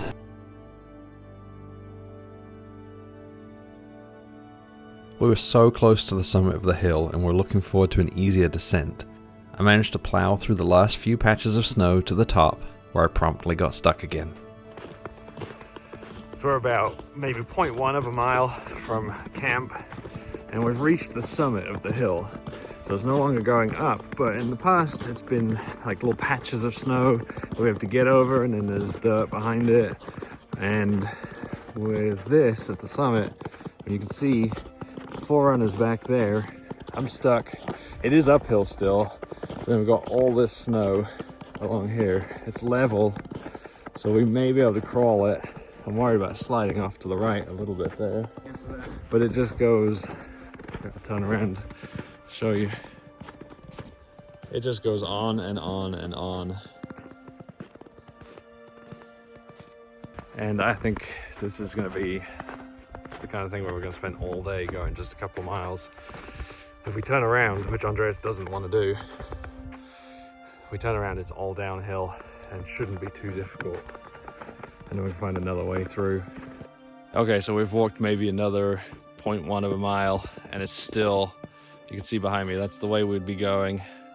And it's still just covered in snow. And there's another tree down right there. And all this, if I focus on it, it's all just leaning off to the right down here. It's going to be too much of a struggle. I mean, it's going to take us hours to get this far. So I've called it. I know Andreas still kind of wants to try, don't you? Yeah, I mean, it's just, I'm looking, I don't know. I was fine on the straight snow all the way until we got to this lean right here. I think I can see my camper just picking a spot right there. Yep. So, yeah. And we don't know how many more trees are down along here either. So what we do know is it's about 2.5, 3 miles back to before the snow started. So we can go back that way and pick up one of the other trails and go around.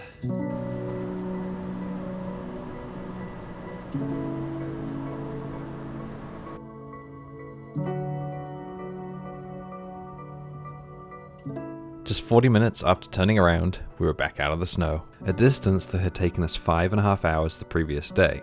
We continued backtracking to the next split in the trail and stopped to consult the atlas. I always take paper atlases with me, and it's for times like this.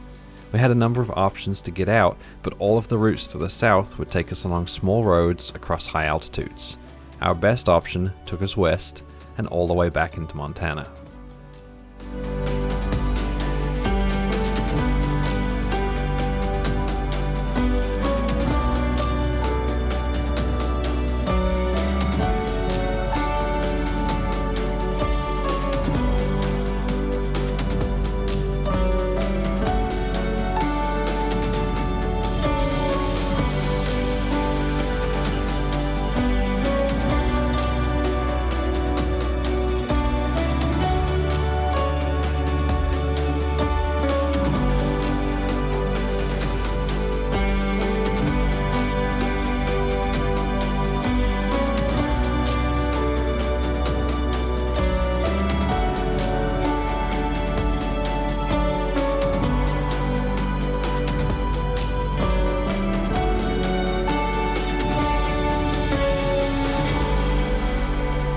So after yesterday's cold and exhausting adventure, we are set up at Lolo Hot Springs, and we're right on the creek here in the campground.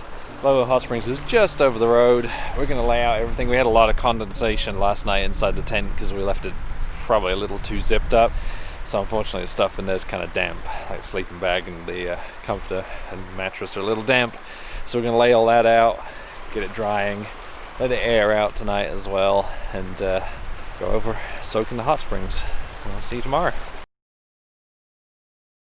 The next morning, it was time to make some decisions. Elizabeth and I were running out of time and had to be home in a few days. We could go back into Idaho and try to see as much as we could in a short time, then rush home, or we could take our time getting home, seeing the sights along the way. We decided to save Idaho for another time and do it properly. It's been awesome surviving with you guys. See you all next year. Having left Andreas and his family to enjoy Idaho, Elizabeth and I drove across Montana and Wyoming to South Dakota. First stop was Bear Mountain.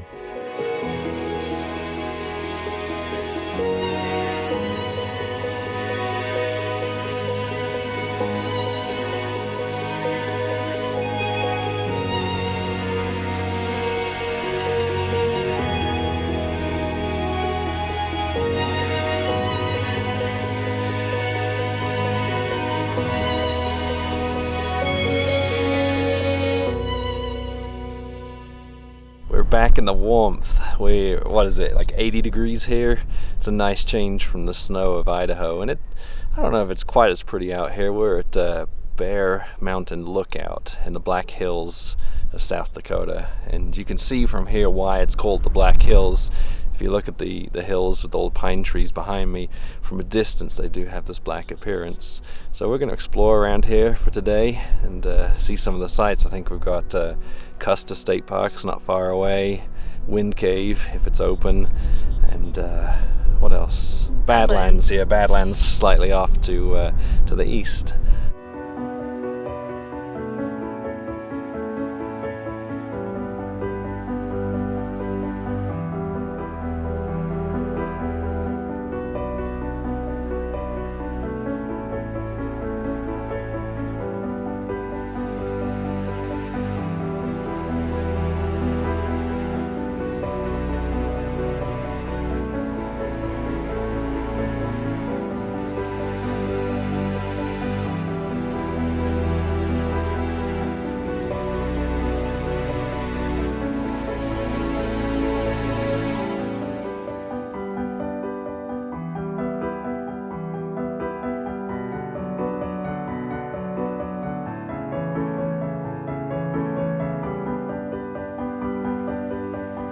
Custer State Park is famous for its scenic roads and narrow tunnels along the Needles Highway, but what really sets it apart is its huge bison herd.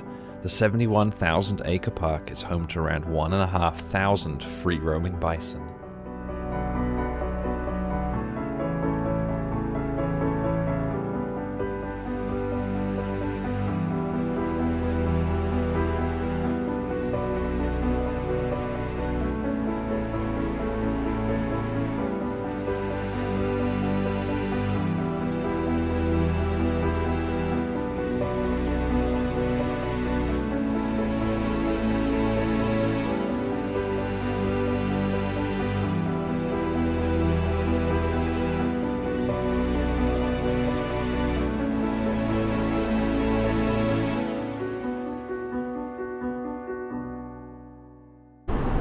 So today is July 3rd, and it happens to be my 10-year anniversary for moving to the United States. But it also happens to be the day that they're doing the some kind of celebration for tomorrow. I'm not sure. Something important, apparently. Something around to do with the 4th of July. So there's some fireworks at Mount Rushmore, and apparently the president's flying in to watch these fireworks. As a result, the state park was absolutely packed today. And all the roads, or a lot of the roads, are closed, including everything leading to Mount Rushmore. So we couldn't see it, so we're going to head out east now and try and camp as close as we can to Badlands National Park. By the time we got to Badlands National Park, it was early evening, and rather than stop and camp, we decided it would be the perfect time to check out the colorful formations.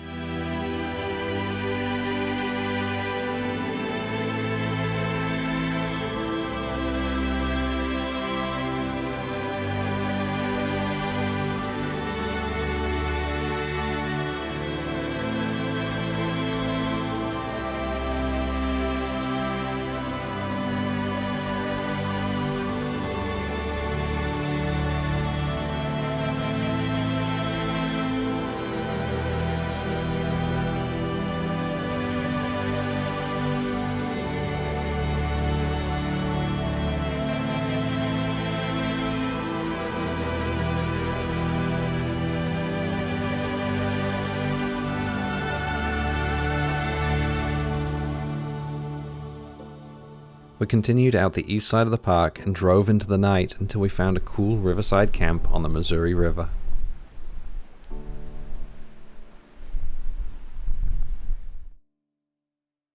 We had one final stop on our journey, visiting a place that Elizabeth had wanted to go for a very long time.